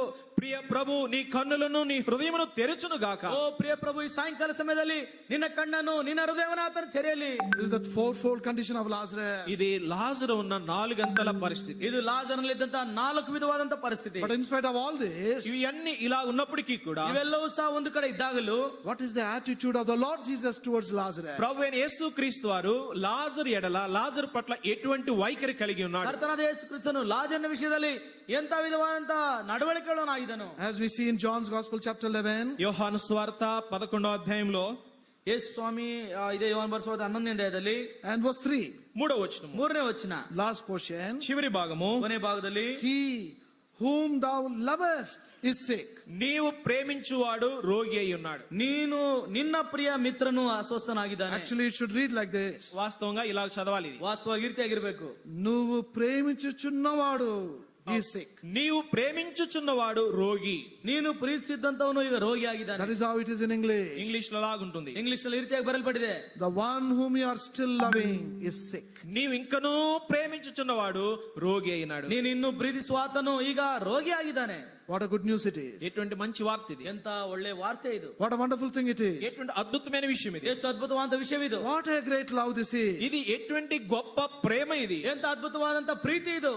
Lazarus did not know the Lord Jesus. మరి లాజరు ప్రభువైన యేసు క్రీస్తు వారు ఎవరు ఆయన ఎరుగుడు. ಯೇಸು ಸ್ವಾಮಿ ಯಾರೆಂಬುದಾಗಿ ಲಾಜರ್ನ ಅರಿಯನು. He did not respect him. మరి ప్రభు అంటే లాజరుకి ఎటువంటి గౌరవం మర్యాద లేదు. ಕರ್ತನಿಗೆ ಲಾಜರ್ನಿಗೆ ಕರ್ತನೆಂದ್ರೆ ಯಾವ ವಿಧವಾದ ಮರ್ಯಾದೆ ಗೌರವ He ಇಲ್ಲ. did not come to the Lord Jesus. ప్రభువైన యేసు క్రీస్తు వారు వచ్చినప్పుడు ప్రభువును కలవడానికి లాజరు రాలేదు. ಯೇಸು ಸ್ವಾಮಿ ತನ್ನ ಮನೆಗೆ ಬಂದಾಗ ಆತನನ್ನು ಭೇಟಿ ಮಾಡಲು ತನ್ನ Maybe ಮನೆಗೆ he ಬರಲಿಲ್ಲ. was occupied with his friends and others. బహుశా స్నేహితుల చేత ఇతరమైన అనేకమైన వాటి చేత నిండి ఉన్నాడేమో. ಬಹುಶಃ ಅನೇಕ ಸ್ನೇಹಿತರಿಂದ ಅನೇಕ ತನ್ನ ವ್ಯವಹಾರಗಳಲ್ಲಿ ನಿಮಗ್ನಾಗಿರ್ತಾವನು.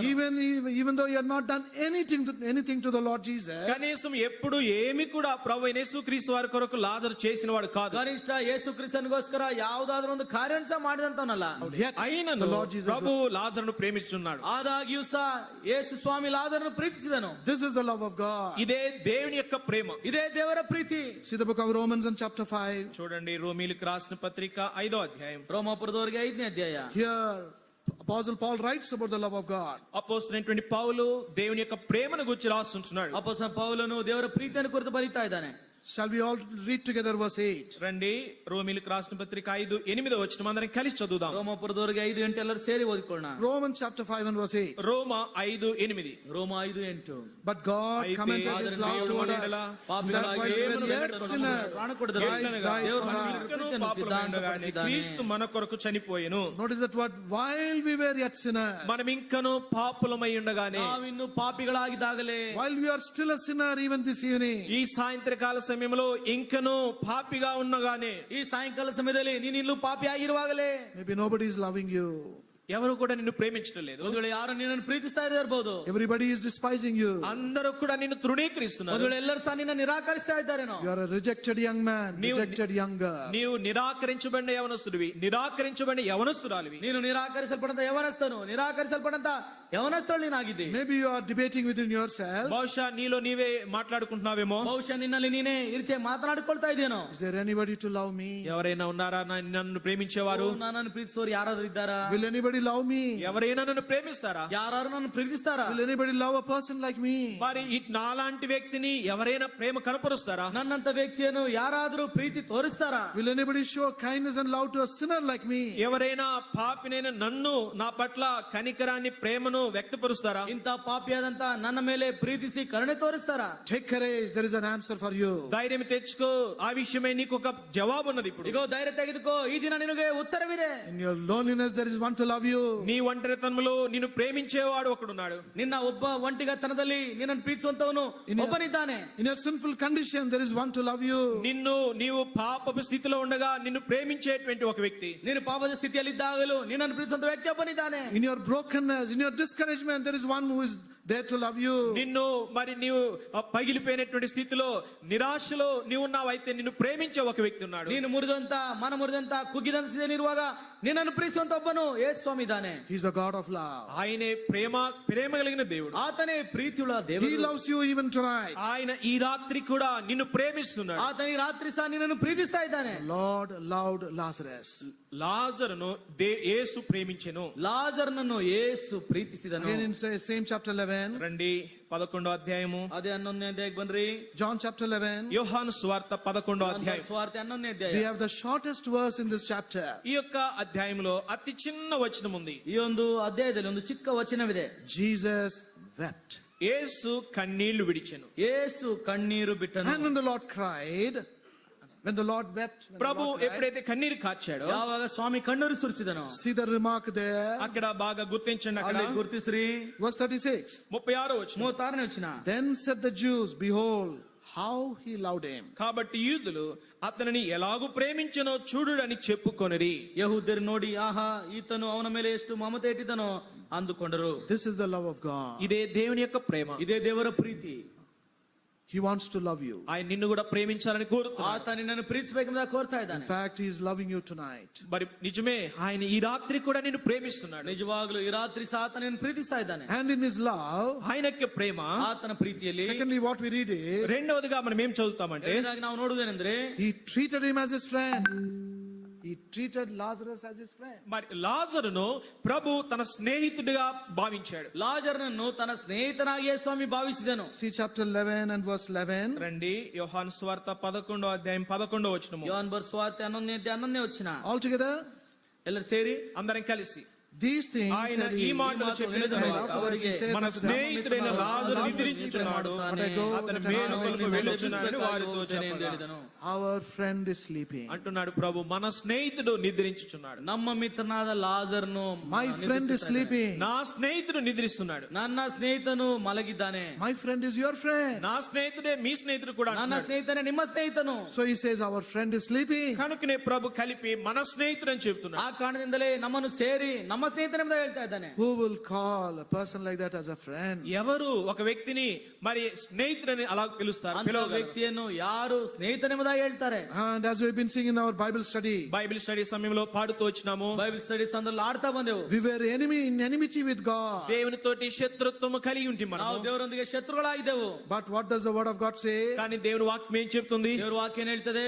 By slaying the enmity, he has brought in fellowship, friendship between us. ఆ యొక్క శత్రుత్వమును, ఆ విరోధ భావమును సంహరించి ప్రభు మనను స్నేహితులుగా చేసినాడు. ಆ ವಿರೋಧ ಭಾವದಿಂದ ಶತ್ರುತ್ವವನ್ನು ಆತನ ಶಿಲುಬೆ ಮೇಲೆ ಆತನ ಜಡಿದು ಹಾಕಿ ನಮ್ಮನ್ನು ಸ್ನೇಹಿತರನ್ನಾಗಿ ಮಾಡಿದನು. On the one side, because of our sins and iniquities, we are enemies to God. ఒక పక్క మన పాపములు దోషములను బట్టి దేవునికి మనం శత్రువులుగా ఉన్నాము. ಒಂದು ಕಡೆ ನಮ್ಮ ಪಾಪ ನಿಮಿತ್ತವಾಗಿ ನಮ್ಮ ದೋಷಗಳ ನಿಮಿತ್ತವಾಗಿ ದೇವರಿಗೆ ನಾವು ಶತ್ರುಗಳಾಗಿದ್ದೆವು. But when the Lord looks at us, అయితే ప్రభు మనల్ని చూచినప్పుడు ಆದ್ರೆ ಕರ್ತನ ನಮ್ಮನ್ನು ನೋಡುವಾಗ He looks at you and I as a friend. ఆయన నిన్ను నన్ను ఒక స్నేహితుడిగా చూస్తున్నాడు. ನಿನ್ನನ್ನು ನನ್ನನ್ನು ಒಬ್ಬ ಸ್ನೇಹಿತನಾಗಿ ಆತ ನೋಡ್ತಾ ಇದ್ದಾನೆ. Who can do this? ఎవరు ఇలా చేయగలరు? ಯಾರು ಇದನ್ನು ಮಾಡಬಲ್ಲರು? This is the second attitude of the Lord Jesus towards Lazarus. లాజరు ఎడల లాజరు పట్ల ప్రభు కలిగి ఉన్నటువంటి రెండవ వైఖరి ఇది. ಈ ರೀತಿಯಾಗಿ ಲಾಜರನ ಪಕ್ಷದಲ್ಲಿ ದೇವರಿಗೆ ಇದ್ದಂತ ಎರಡನೇ ವೈಖರಿ ಇದಾಗಿತ್ತು. And thirdly, ಮೂರನೇದಾಗಿ He loved him so much that he wept for him. ప్రభు ఎంతగా ప్రేమించాడంటే లాజరు విషయమై ప్రభు కన్నీరు కార్చాడు. ಲಾಜರನನ್ನು ದೇವರು ಎಷ್ಟು ಮಾಡಿ ಪ್ರೀತಿಸಿದನೆಂದ್ರೆ ಆತನ ನಿಮಿತ್ತವಾಗಿ ಕಣ್ಣೀರು ಬಿಟ್ಟನು. This is the attitude of the Lord Jesus. ప్రభు యేసు క్రీస్తు వారి యొక్క వైఖరి ఇది. ಕರ್ತನಾದ ಯೇಸು ಕ್ರಿಸ್ತನ ವೈಖರಿ ಇದಾಗಿದೆ. He loved him. ఆయన ప్రేమించాడు. ಆತನನ್ನು ಪ್ರೀತಿಸಿದನು. He treated him as his friend. ఆయన స్నేహితుడిగా భావించాడు. ತನ್ನ ಸ್ನೇಹಿತನೆಂಬುದಾಗಿ ಭಾವಿಸಿದನು. He wept for him. ఆయన నిమిత్తమై లాజరు కొరకే ప్రభు కన్నీరు కార్చాడు. ಆತನ ನಿಮಿತ್ತವಾಗಿ ಲಾಜರನಿಗೋಸ್ಕರ ಕಣ್ಣೀರು ಸುರಿಸಿದನು. Not only Lazarus, మరి లాజరు కొరకు మాత్రమే కాదు, ಲಾಜರನಿಗೋಸ್ಕರ ಮಾತ್ರವಲ್ಲ, the Lord is loving you tonight. ఆయన ఈ రాత్రి నిన్ను కూడా మరి నీ కొరకు కూడా కన్నీరు ಈ కారుస్తున్నాడు. ರಾತ್ರಿ ಯೇಸು ಸ್ವಾಮಿ ನಿನಗೋಸ್ಕರ ಸಹ ಕಣ್ಣೀರು ಸುರಿಸ್ತಾ ಇದ್ದಾನೆ. క్షమించండి, ఈ రాత్రి నిన్ను కూడా ప్రేమిస్తుంటున్నాడు. ಪ್ರಿಯರೇ, ಈ ರಾತ್ರಿ ಯೇಸು ಸ್ವಾಮಿ ನಿನ್ನನ್ನು ಸಹ ಪ್ರೀತಿಸ್ತಾ ಇದ್ದಾನೆ. You are not his enemy. He is not viewing you as his enemy, but as a friend. అయితే నిన్ను శత్రువుగా చూడలేదు, కానీ నిన్ను స్నేహితుడిగా ఆయన చూస్తుంటున్నాడు. ಆತ ನಿನ್ನನ್ನು ವೈರಿಯಾಗಿ ನೋಡ್ತಾ ಇಲ್ಲ, ನಿನ್ನ ಸ್ನೇಹಿತನಾಗಿ ನೋಡ್ತಾ ಇದ್ದಾನೆ. And he is weeping for you. ఆయన నీ కొరకై కన్నీరు ಆತ కారుస్తున్నాడు. ನಿನಗೋಸ್ಕರ ಕಣ್ಣೀರು This ಸುರಿಸುತ್ತಾ is the ಇದ್ದಾನೆ. burden and concern the Lord has for you. ప్రభు నీ కొరకై నీ విషయమై కలిగి ఉన్నటువంటి భారము పట్టింపు ఇది. ಕರ್ತನು ನಿನ್ನಗೋಸ್ಕರ ನಿನ್ನ ವಿಷಯದಲ್ಲಿ ಇಂಥ ವಿಧವಾದಂತ ಚಿಂತೆ ಕಾಳಜಿಯುಳ್ಳವನಾಗಿದ್ದಾನೆ. Now what is this love doing? ఈ ప్రేమ ఏం చేస్తుంది? ಈ ಪ್ರೀತಿ ಏನ್ ಮಾಡ್ತದೆ? What is this friendship doing? ఈ స్నేహం ఏం చేస్తుంది? ಈ ಸ್ನೇಹವು ನಮ್ಮನ್ನು ಏನ್ ಮಾಡ್ತದೆ? We see in the same chapter 11. అదే అధ్యాయము 11వ అధ్యాయంలో చూస్తాం. ಅದೇ 11ನೇದಲ್ಲಿ ನೋಡೋದಾದ್ರೆ, We don't have time to read all those verses. అన్ని వచనాలు చదవడానికి మనకు సమయం లేదు. ಎಲ್ಲ ವಚನ ಓದಲಿಕ್ಕೆ ನಮ್ಗೆ ಸಮಯವಿಲ್ಲ. We read in verses 42 and 43. 42, 43 వచనములు చదువుతాం. 42, 43ನೇ ವಚನ ನೋಡೋದಾದ್ರೆ, Verse 43, 43 వచనము 43ನೇ ವಚನ last portion. చివరి భాగం. ಕೊನೆಯ ಮಾತು. He said, Lazarus, come forth. లాజరు బయటికి రమ్ము. ಲಾಜರನೇ ಹೊರಗೆ ಬಾ. He's a dead Lazarus. ఆయన మృతుడైన లాజరు. ಈಗ ಸತ್ತಂತ ಲಾಜರ್ನು, He's a stinking Lazarus. మరి దుర్గంధము కొడుతున్న లాజరు. ನಾತ ಹೊಡೆಯುವಂತ ಲಾಜರ್ನು. What is the Lord doing? ఇప్పుడు ప్రభు ఏం ಈಗ చేస్తున్నాడు? ಕರ್ತನ ಏನ್ ಮಾಡ್ತಾ ಇದ್ದಾನೆ? Everybody is observing. అందరూ గమనిస్తున్నారు. ಎಲ್ಲರೂ ಗಮನಿಸ್ತಾ ಇದ್ದಾರೆ. What is he going to do? ప్రభు ఇప్పుడు ఏం చేస్తాడు? ಕರ್ತನಿಗೆ ಏನ್ He ಮಾಡ್ಲಿಕ್ಕಿದ್ದಾನೆ? should have come earlier. నువ్వు అయ్యా ముందే రావాల్సింది అసలుకి. ಅಯ್ಯ, ನೀನು ಸ್ವಲ್ಪ ಮುಂಚೆ ಬರ್ಬೇಕಾಗಿತ್ತು. He has come so late. ఇప్పుడు ఎంత ఆలస్యంగా వచ్చావు? ಆತನೆಷ್ಟೋ ತಡವಾಗಿ ಬಂದನು. And suddenly, అకస్మాత్తుగా ಅಕಸ್ಮಾತ್ ಆಗಿ they are hearing this voice. ఒక స్వరాంతి శబ్దం వింటున్నారు. ಒಂದು ಶಬ್ದವನ್ನು ಕೇಳಿದರು. Lazarus, come forth. లాజరు బయటికి రా. ಲಾಜರ್ನೇ ಎದ್ದು ಬಾ. What is the meaning of that? దాని అర్థం ఏమిటి? ಇದರ ಅರ್ಥವೇನು? The quickening power and the life of the Lord Jesus Christ. మరి ఉజ్జీవింప చేసేటువంటి ప్రభువైన యేసు క్రీస్తు వారి యొక్క శక్తి. ಜೀವನ ಕೊಡುವಂತ, ಉಜ್ಜೀವನ ಮಾಡುವಂತ ಯೇಸು ಕ್ರಿಸ್ತನಲ್ಲಿರುವಂತ ಶಕ್ತಿಯನ್ನು ನೋಡ್ತಾ ಇದ್ದೇವೆ. This is the life and power in the Lord Jesus Christ. ప్రభువైన యేసు క్రీస్తు వారిలో ఉన్నటువంటి జీవము శక్తి ఇది. ಕರ್ತನಾದ ಯೇಸು ಕ್ರಿಸ್ತನಲ್ಲಿರುವಂತ ಜೀವ ಶಕ್ತಿ ಇದೇ ಆಗಿದೆ. Today, even as you are dead in your sins and trespasses, నీవు ఈ దినమున నీ పాపములు అపరాధములు నీవు కూడా చచ్చిన వాడుగా చచ్చిన దానుగా ఉంటే, ಈ ದಿನದಲ್ಲಿ ನಿನ್ನ ಪಾಪದ ನಿಮಿತ್ತವಾಗಿ, ಅಪರಾಧ ನಿಮಿತ್ತವಾಗಿ ನೀನು ಸತ್ತ ಸ್ಥಿತಿಯಲ್ಲಿರುವಾಗಲೂ He is willing and able to raise you from your dead condition. నీ యొక్క మృతమైన స్థితి నుండి నిన్ను లేపడానికి ప్రభు సంసిద్ధంగా ఉన్నాడు, సామర్థ్యం కలిగిన వాడుగా ఉన్నాడు. ನಿನ್ನ ಸತ್ತಂತ ಸ್ಥಿತಿಯಿಂದ ಆತನ ಎಬ್ಬಿಸಲು ಸಾಮರ್ಥ್ಯವುಳ್ಳವನಾಗಿದ್ದಾನೆ, ಆತನು ಸಿದ್ಧನಾಗಿದ್ದಾನೆ. So Lazarus is coming into a new experience. ఇప్పుడు లాజరు క్రొత్త అనుభవంలోనికి వస్తున్నాడు. ಈಗ ಲಾಜರನು ಒಂದು ಹೊಸ ಅನುಭವಕ್ಕೆ ಬರ್ತಾ ಇದ್ದಾನೆ. The resurrected life of the Lord is coming into him. మరి పునరుద్ధానుడైనటువంటి ప్రభు యొక్క శక్తి ఆయనలోనికి వస్తుంది. ಪುನರುತ್ಥಾನವಾದಂತ ಯೇಸು ಕ್ರಿಸ್ತನ ಜೀವ ಶಕ್ತಿ ಆತನಲ್ಲಿ ಕಂಡು ಬರ್ತಾ Because ಇದೆ. the Lord had already told Martha,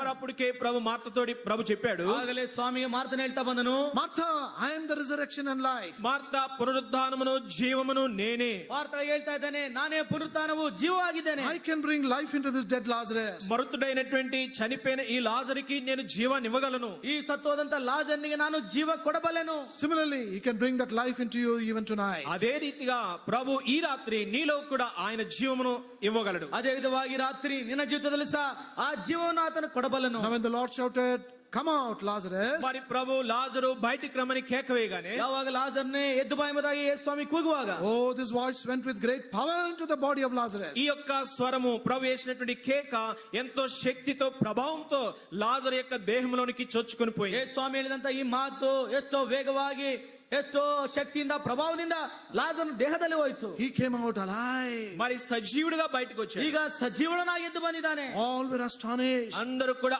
ఆశ్చర్యచకితులై ಎಲ್ಲರೂ ಆಶ್ಚರ್ಯಗೊಳ್ತಾ ಇದ್ದಾರೆ. What is this? ఏమిటిది? ಓ ಇದೇನಿದು? Who can do this? ఎవరు ఇలా చేయగలరు? ಯಾರು ಇದನ್ನು ಮಾಡಬಲ್ಲರು? Lazarus has come back. లాజరు బయటకు వచ్చాడు. ಲಾಜರ್ ತಿರುಗಿ ಬಂದಿದ್ದಾನೆ. Lazarus has got life again. లాజరుకి తిరిగి మరల ప్రాణం వచ్చింది. ಲಾಜರ್ನಿಗೆ ತಿರುಗಿ ಜೀವ ಬಂತು. But what is that life? అయితే ఆ జీవం ఎటువంటిది? ಈ ಜೀವ ಎಂತ ಜೀವ?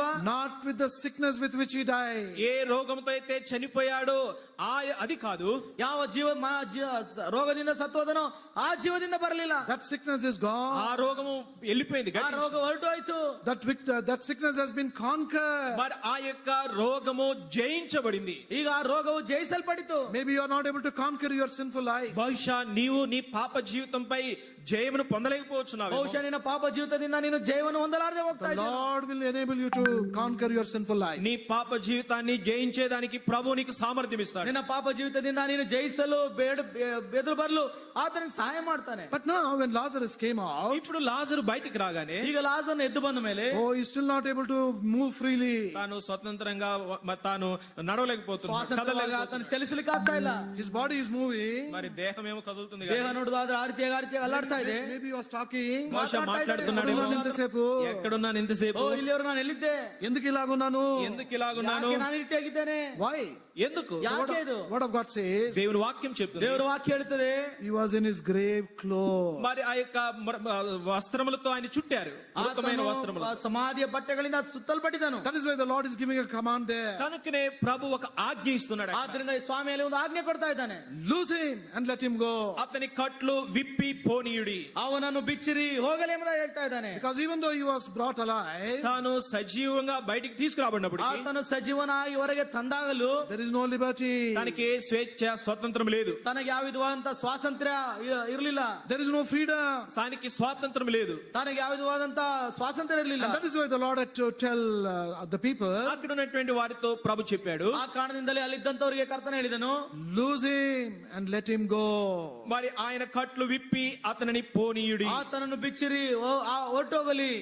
So he got in him the resurrection life first of all. మొట్టమొదటిగా తనలోనికి పునరుద్ధానపు జీవమును తాను పొందాడు. ಮೊದಲದಾಗಿ ತನ್ನಲ್ಲಿ ಪುನರುತ್ಥಾನ ಜೀವನ ಹೊಂದಿದನು. He has been quickened and brought into life again. తిరిగి తాను బ్రతికించబడ్డాడు. ತಿರುಗಿ ಆತನು ಬದುಕಿಸಲ್ಪಟ್ಟನು. Now secondly, రెండవదిగా ಎರಡನೇದಾಗಿ he is experiencing a liberated life. ఇప్పుడు స్వాతంత్రము మనగా మరి స్వేచ్ఛను పొందేటువంటి జీవిత అనుభవంలోనికి ಈಗ వచ్చినాడు. ಬಿಡುಗಡೆ ಹೊಂದಿದಂತ ಜೀವಿತವನ್ನು ಆತನು ಹೊಂದಿದನು. This is the liberation, the freedom and liberty the Lord Jesus alone can give you. ప్రభువైన యేసుక్రీస్తు వారు ఆయనొక్కడు మాత్రమే ఈ స్వేచ్ఛను స్వాతంత్రమును నీకు ఇవ్వగలడు. ಇಂಥ ಸ್ವೇಚ್ಛೆಯನ್ನು ಬಿಡುಗಡೆಯನ್ನು ಸ್ವಾತಂತ್ರ್ಯನು ಕೇವಲ ಕರ್ತನಾದ ಯೇಸು ಕ್ರಿಸ್ತನು ಮಾತ್ರನೇ ಕೊಡಬಲ್ಲನು. And thirdly, మూడవదిగా ಮೂರನೇದಾಗಿ the Lord told them, loose him, let him go.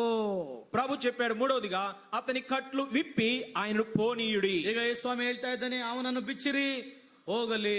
The Lord did not say, loose him so that I will take him along with me. ప్రభు ఇలా చెప్పలేదు, ఆయన కట్లు విప్పండి నేను ఆయన నాతో తీసుకువెళ్తానని. ಯೇಸು ಸ್ವಾಮಿ ಅವನ ಕಟ್ಟನ್ನು ಬಿಚ್ಚಿರಿ ನಾನು ಅವನನ್ನು ತೆಗೆದುಕೊಂಡು ಹೋಗ್ತೇನೆ ನಾನು ಹೇಳಿಲ್ಲ. He gave him an option. అక్కడ ఒక ఆప్షన్ ఇచ్చాడు, ఎంచుకోవాలి. ಆತನಿಗೆ ಒಂದು ಆಯ್ಕೆಯನ್ನು ಕೊಟ್ಟನು. Loose him and let him go. ఆయన కట్లు విప్పి ఆయన పోనీయుడి. ಈಗ ಬಿಚ್ಚಿ ಅವನನ್ನು ಹೋಗಕೊಡ್ರಿ. Where is he going? ఇప్పుడు ఎక్కడికి ಈಗ వెళుతున్నాడు? ಎಲ್ಲಿ ಹೋಗ್ತಾ ಇದ್ದಾನೆ? Where is he found? ఎక్కడ కనబడుతున్నాడు? ಈಗ ಎಲ್ಲಿ ಕಂಡು ಬರ್ತಾ ಇದ್ದಾನೆ? Now Lazarus is also found in Bethany. ఇప్పుడు లాజరు కూడా బేతనీలో కనబడుతున్నాడు. ಈಗ ಲಾಜರನು ಸಹ ಬೇತಾನ್ಯದಲ್ಲಿ ಕಂಡು ಬರ್ತಾ ಇದ್ದಾನೆ. Not only Mary and Martha are there, Martha Maria వారిద్దరు మాత్రమే కాదు, ಕೇವಲ ಅಲ್ಲಿ ಮಾರ್ತಳು ಮರಿಯರು ಮಾತ್ರವಿಲ್ಲ, even Lazarus is there. లాజరు కూడా ఉన్నాడు అక్కడ. ಅಲ್ಲಿ ಲಾಜರನು ಸಹ ಇದ್ದಾನೆ. That is what we read in chapter 12. 12వ అధ్యాయంలో ఆ విషయాన్ని మనం చదువుతాం. ಅದನ್ನೇ 12ನೇ ಅಧ್ಯಾಯದಲ್ಲಿ ನಾವು ನೋಡ್ತೇವೆ. And what is Lazarus doing? అక్కడ లాజరస్ ఏం చేస్తున్నాడు? ಇಲ್ಲಿ ಲಾಜರನು ಏನ್ ಮಾಡ್ತಾ ಇದ್ದಾನೆ? Now both Akkagaru, they are preparing the food again. అక్కగారులు ఇద్దరు కలిసి అక్కడ భోజనం సిద్ధపరుస్తున్నారు. వస్తున్నారు. ಅಲ್ಲಿ ಅಕ್ಕ ಸಹೋದರಿ ಇಬ್ಬರು ಊಟ ಸಿದ್ಧ ಮಾಡ್ತಾ ಇದ್ದಾರೆ. They are serving the food also. మరి ఆహారాన్ని వడ్డిస్తున్నారు కూడా. ಅಲ್ಲಿ ಊಟ ಬಡಿಸ್ತಾ ಇದ್ದಾರೆ. Now what is Lazarus doing? Lazarus ఏం ಈಗ చేస్తున్నాడు? ಲಾಜರನಲ್ಲಿದ್ದಾನೆ. He is sitting at the table with the Lord Jesus. లాజరు ప్రభు యేసు క్రీస్తు వారితో కూడా కలిసి భోజనమునకు కూర్చున్నాడు బల్ల ಈಗ యొద్ద. ಲಾಜರನು ಸಹ ಯೇಸು ಸ್ವಾಮಿ ಸಂಗಡ ಕೂತವರಲ್ಲಿ ಒಬ್ಬನಾಗಿ ಕಂಡು ಬರ್ತಾ ಇದ್ದಾನೆ. Coming into a life of fellowship with the Lord. ప్రభు యేసు క్రీస్తు వారితో సహవాసము ఆ అనుభవంలోనికి వచ్చింది. ಕರ್ತನಾದ ಯೇಸು ಕ್ರಿಸ್ತನ ಸಹವಾಸದೊಳಗೆ ಆತನ ಅನುಭವದಲ್ಲಿ ಬರ್ತಾ ಇದ್ದಾನೆ. This is what will happen when the Lord quickens you, brings you into life. ప్రభు నిన్ను బ్రతికింపచేసి తిరిగి నిన్ను జీవంలోనికి తీసుకుని వచ్చినప్పుడు నీకు సంభవించేది ఇది. ಕರ್ತನು ನಿನ್ನನ್ನು ಬದುಕಿಸುವಂತೆ ಮಾಡಿ ತಿರುಗಿ ಜೀವದಲ್ಲಿ ತೆಗೆದು ತರುವಾಗ ನಿನಗೆ ಬರುವಂತ ಅನುಭವ ಇದೆ ಆಗಿದೆ. You not only enjoy freedom and spiritual liberty, నీవు ఆత్మ సంబంధమైన స్వేచ్ఛ స్వాతంత్రమును అనుభవించడం మాత్రమే కాదు, ಆತ್ಮ ಸಂಬಂಧವಾದ ಬಿಡುಗಡೆ ಸ್ವಾತಂತ್ರ್ಯ ನೀನು ಅನುಭವಿಸುವುದು ಮಾತ್ರವೇ ಅಲ್ಲ, you are brought into fellowship. నీవు సహవాసములోనికి ನೀನು తీసుకురాబడతావు. ಸಹವಾಸದಲ್ಲಿ ತೆಗೆದುಕೊಂಡು ಬರುತ್ತೆ. With whom? ఎవరితోటి? ಯಾರೊಂದಿಗೆ? With the Lord Jesus. ప్రభువైన యేసు క్రీస్తు వారితో. ಕರ್ತನಾದ ಯೇಸು ಕ್ರಿಸ್ತನೊಂದಿಗೆ. And where? ఎక్కడ? ಎಲ್ಲಿ? In Bethany.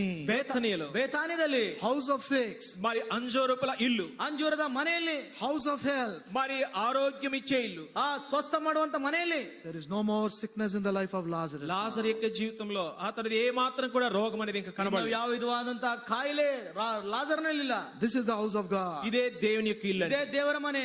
That is where the Lord will bring you.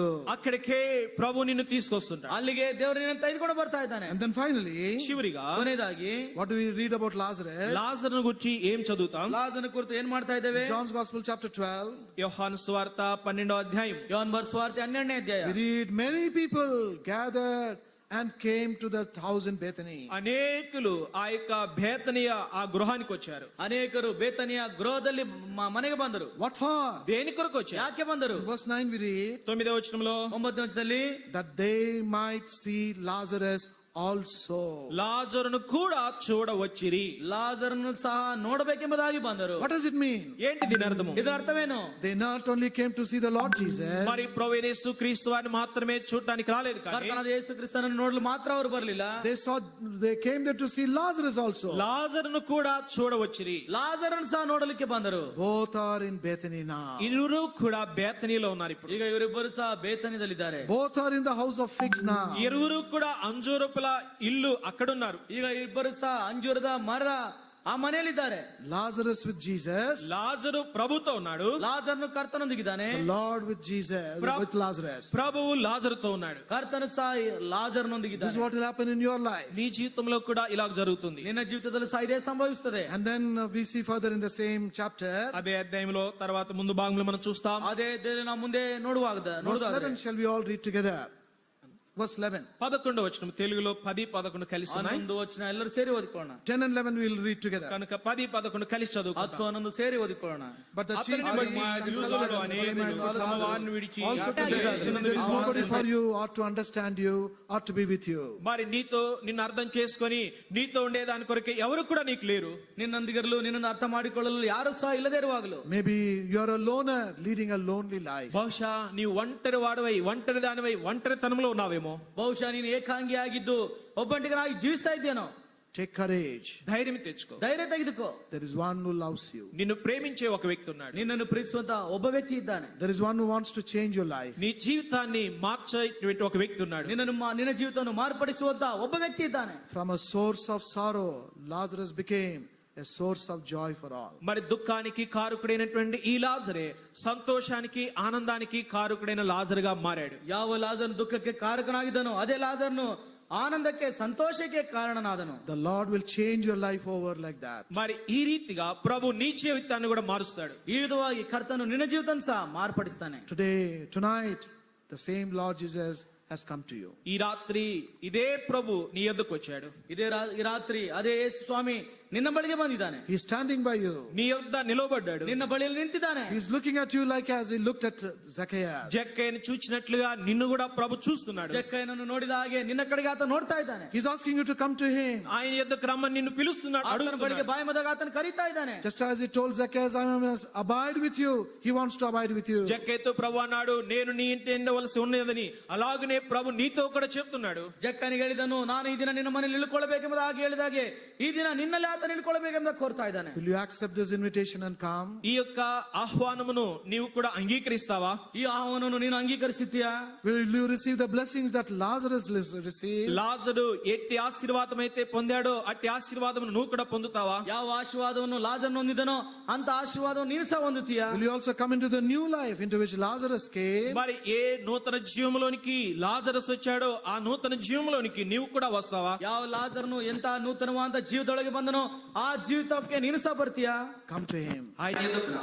ಆಚೆಗೊಳಗೆ ಬಾ. Maybe your own loved ಮಾತನಾಡು. ones, they have rejected you or they may reject you. బహుశా నీ ప్రియులు ఎవరైతే ఉన్నారో వారు నిన్ను తృణీకరించి ఉంటుంటారు, నిన్ను త్రోసివేసి ఉంటారు కూడా. ಬಹುಶಃ ನಿನ್ನ ಸ್ವಂತ ಜನರು ಪ್ರಿಯರು ನಿನ್ನನ್ನು ತಿರಸ್ಕರಿಸಿ ಆ ತೃಣೀಕರಣ ಮಾಡಿರಬಹುದು. But not the Lord Jesus. అయితే ప్రభువైన యేసుక్రీస్తు వారు ఆయన నిన్ను అలా చేయడు. ಆದರೆ ಕರ್ತನಾದ ಯೇಸು ಕ್ರಿಸ್ತನು ಆ ರೀತಿಯಾಗಿ ಮಾಡುವಂತವನಲ್ಲ. He's a God of love. ఆయన ప్రేమ కలిగిన దేవుడు. ಆತನ ಪ್ರೀತಿಯ ದೇವರು. He's loving you with a great love. ఆయన గొప్ప ప్రేమతో నిన్ను ప్రేమిస్తున్నాడు. ಆತನ ದೊಡ್ಡ ಪ್ರೀತಿಯಿಂದ ಮಹಾಪ್ರೀತಿಯಿಂದ ಪ್ರೀತಿಸ್ತಾ ಇದ್ದಾನೆ. Will you respond to his loving invitation tonight? ఆయన నీకు ఇస్తున్నటువంటి ఈ ప్రేమ ఆహ్వానానికి నీవు కూడా ప్రతిస్పందిస్తావా? ಈ ಪ್ರೀತಿಯ ಒಂದು ಆಹ್ವಾನಕ್ಕೆ ನೀನು ಸಹ ಪ್ರತಿಸ್ಪಂದಿಸ್ತೀಯಾ?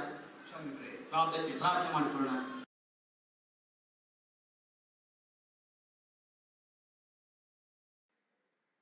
ప్రార్థన చేసుకుంటాం.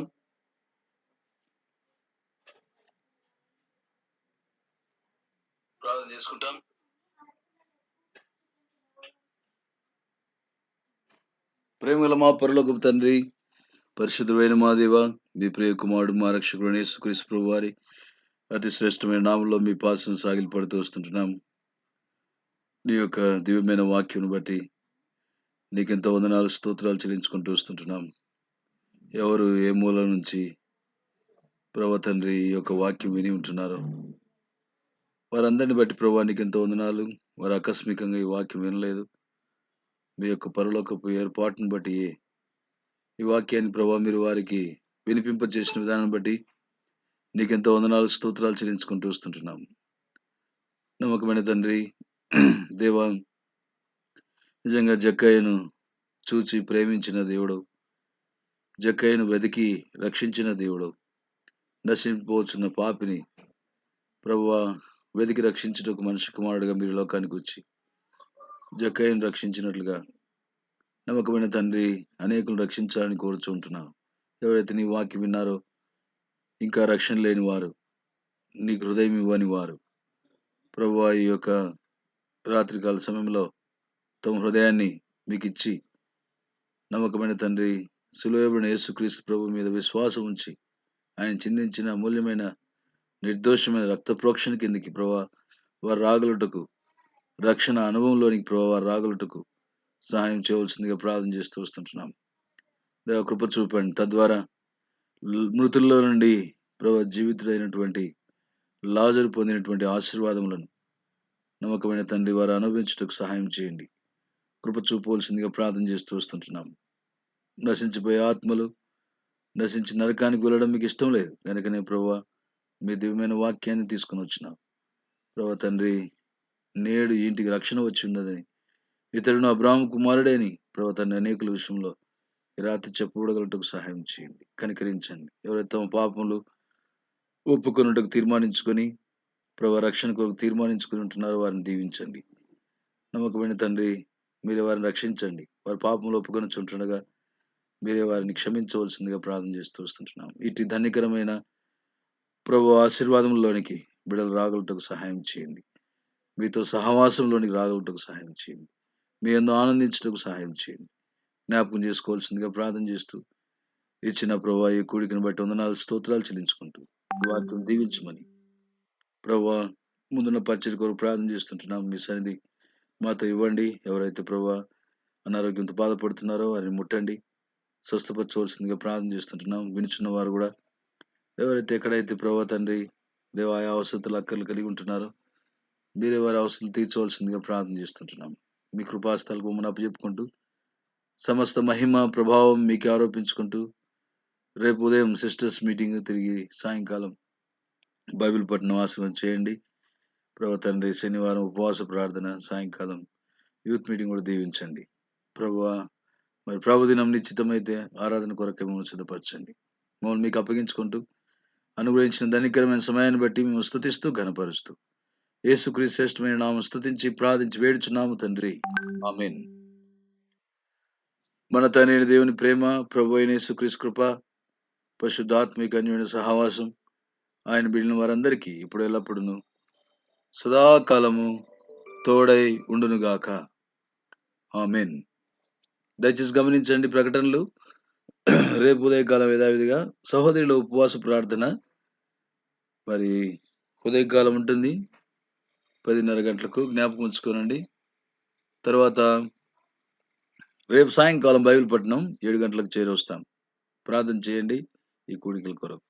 సాటర్డే యథావిధిగా సంఘ ఉపవాస ప్రార్థన మరి ఉదయకాలం 10:30 గంటలకు ఉంటుంది. నిర్లక్ష్యం చేయకుండా అందరూ పాలు పొందండి. తర్వాత శనివారం సాయంకాలం యూత్ మీటింగ్ యవనస్తుల కూడిక 6 గంటలకు ఉంటుంది. యవనస్తులందరూ కూడా దయచేసి పాల్గొనాలి.